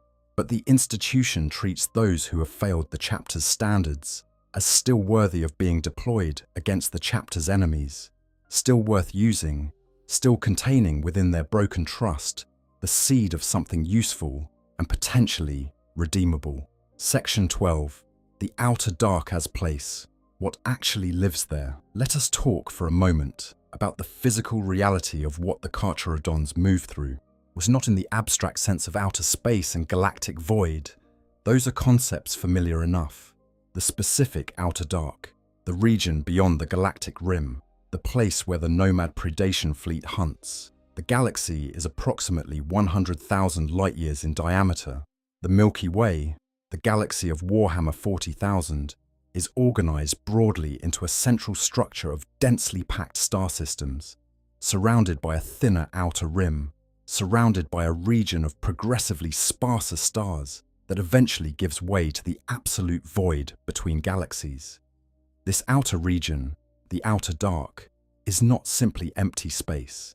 It contains its own phenomena, its own dangers, its own ancient histories written in the ruins of things that lived and died out there before the Imperium's most ancient ancestors were born. Or Orc voidfarers, those elements of Orc civilization that have adapted specifically to life in space rather than on planetary surfaces, have been established in the outer void long enough that their presence there is older than any reliable Imperial record of them. The greenskin species is extraordinarily resilient, extraordinarily adaptable, and extraordinarily given to establishing itself wherever there is any resource to exploit and any other organism to fight. The outer void, with its asteroids and rogue planetoids, and the occasional dead world, provides enough of both. The Carcharodons have been fighting Orc void elements in the dark for as long as they have been out there, sometimes in engagements that consumed significant portions of their fleet strength, sometimes in the smaller skirmishes of one shoal, eliminating a manageable threat before it can accumulate into something larger. The records the chapter showed to the Inquisitor Legate at the Badab War, confirming their recent combat history and authorizing their participation in that conflict, apparently included references to having fought Orc terror ships in the dark sometime in the early 41st millennium, corroborated by an independent explorator fleet that had encountered the aftermath of one such engagement. There are also things in the outer dark that have no established category in any Imperial Xenos taxonomy, because the Imperium's xenobiologists have never had the access to study them that would allow categorization. The deep void beyond the galactic rim is genuinely old, older by an enormous margin, us than the current configuration of life in the galaxy's interior. Whatever lived out there in the deep past has had uninterrupted eons to evolve and to leave marks on the environment. Some of those marks are what the Carcharodons recover for the Adeptus Mechanicus. Some of those marks are still alive, in various forms and degrees of activity. Some of what the chapter encounters in the deep void is not a threat in any military sense. It is simply the residue of existence on a timescale that makes the Imperium look brief, strange forms of persistence in an environment that should not sustain them. Ancient energies moving through space in patterns that suggest purpose without making that purpose legible. The Necrons are a known quantity in this context. Their tomb worlds extend well beyond the galactic rim in some cases. It's ancient sleeping hosts, waiting for the conditions that will wake them in systems that no Imperial survey has ever visited. The chapter has almost certainly encountered these, what they have done when they found them, whether they have triggered awakenings, suppressed them, catalogued them, destroyed them, or simply passed them by as threats outside their immediate operational capacity, is not documented in publicly available sources. But the nature of the Grey Tithe, and the specific value the Adeptus Mechanicus places on the material the chapter recovers, strongly suggests that at least some of what they bring back comes from exactly these kinds of ancient, pre-Imperium sources. The warp is also different at the galactic rim and beyond it, not absent. The warp is everywhere, just the immaterial shadow of real space that exists in some form throughout the universe. But differently configured, the outer dark is beyond the Astronomican's reliable reach. The Emperor's light that guides Imperial navigators through the warp's treacherous currents does not extend clearly to the fringes of the galaxy and beyond. The Carcharodons' navigators work in conditions that would be considered functionally impassable by most navigator houses operating within the Imperium's interior. Their warp travel is guided partly by techniques developed over 10,000 years of necessity, different readings, different reference points, different ways of keeping oriented in the immaterium when the familiar beacon is too faint to see clearly. These techniques are part of the chapter's accumulated knowledge, was taught and transmitted carefully within the navigator families that serve the fleet. Another layer of the vast practical expertise that the chapter has had to develop simply to continue existing in conditions that no support network prepared them for. Section 13. The cost of the mandate. What 10,000 years does to the soul. This is the section I have been building towards since the beginning. Because everything we have examined, the exile, the fleet, the enemies, the culture, the recruitment, the gene drift, the history, all of it is prologue to this single question. What does it cost? What does it actually cost, in the deepest and most honest accounting, to be the Carcharodons Astra? The physical costs are the ones we have talked about most. The body's changing, the eyes going black, the skin going pale past pallor, the denticles spreading across the oldest member's flesh, the gene seed drifting away from its template in directions that the most experienced apothecaries in the chapter can observe but cannot reverse. These are real costs, paid in the currency of the body, visible to anyone who looks at a veteran Carcharodon and knows what they are seeing. The psychological costs are harder to document, but harder to deny once you know to look for them.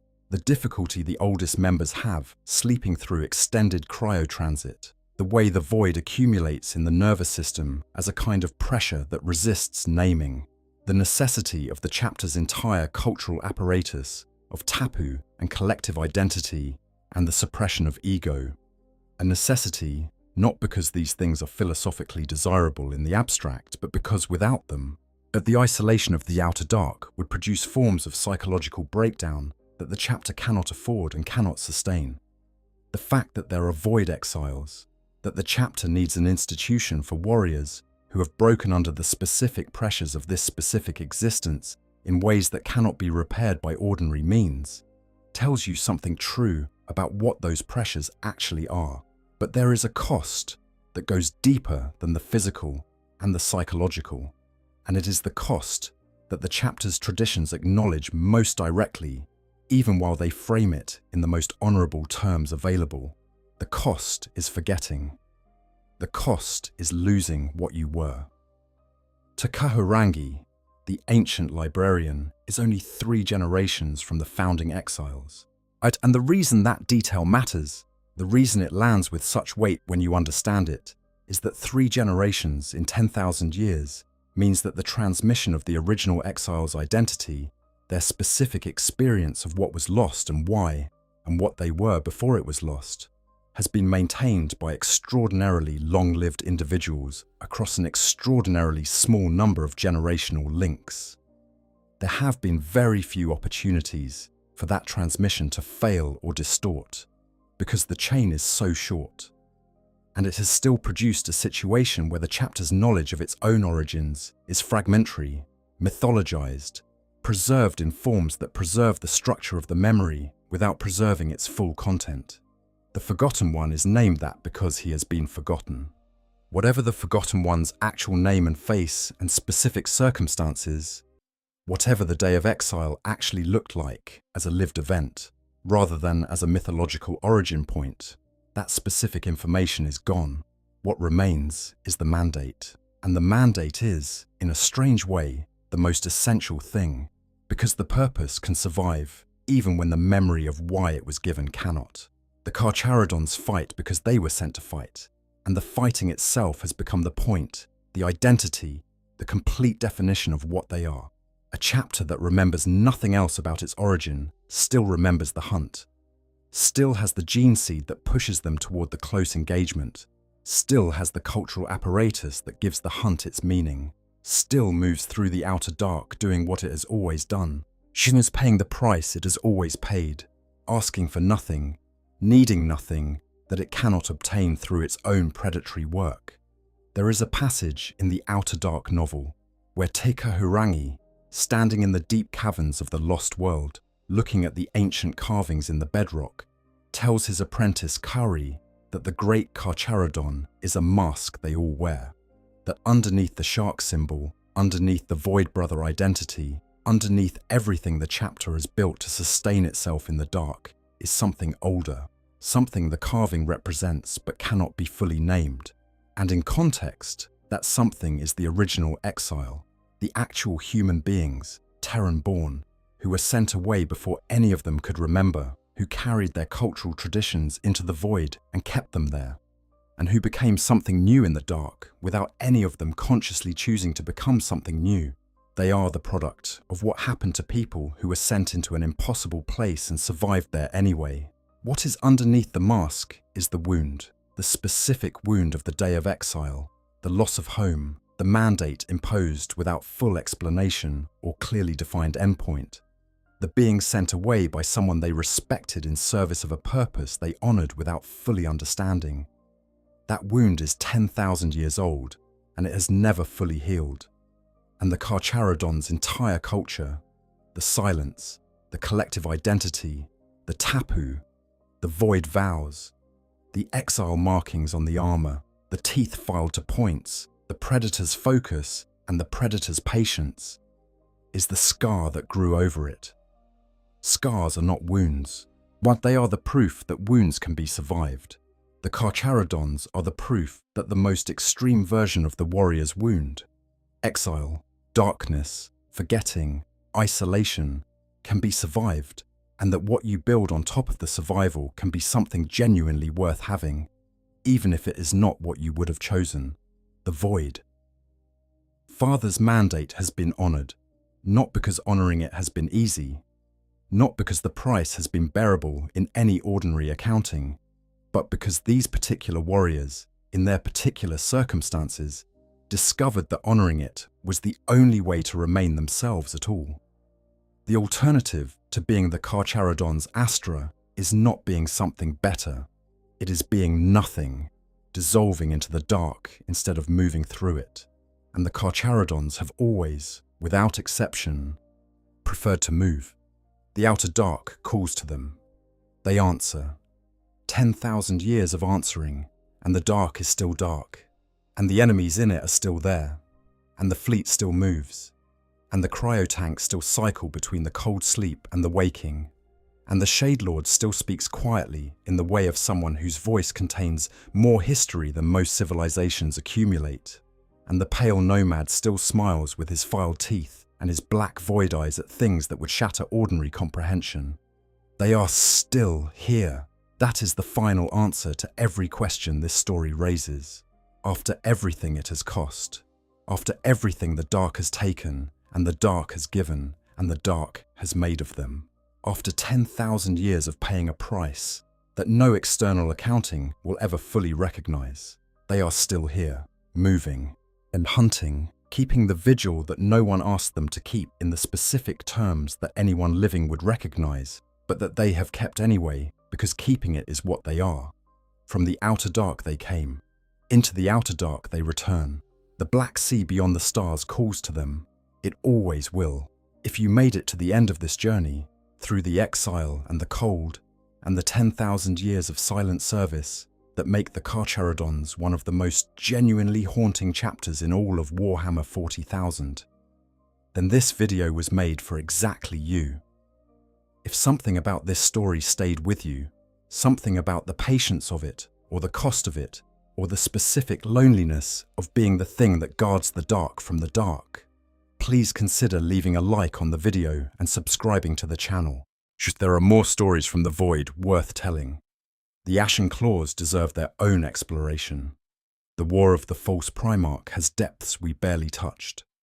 The specific encounters documented in Robbie McNiven's novels contain scenes and moments and character work that rewards extended analysis. Thank you for your time. Thank you for listening. The Outer Dark is very large, and the Carcharodons are very old, and the story isn't anywhere close to over. I hope you guys enjoyed the story. Make sure to hit the subscribe, like, share button, whatever you want. Give me some feedback if there's any. And yeah, sleep well.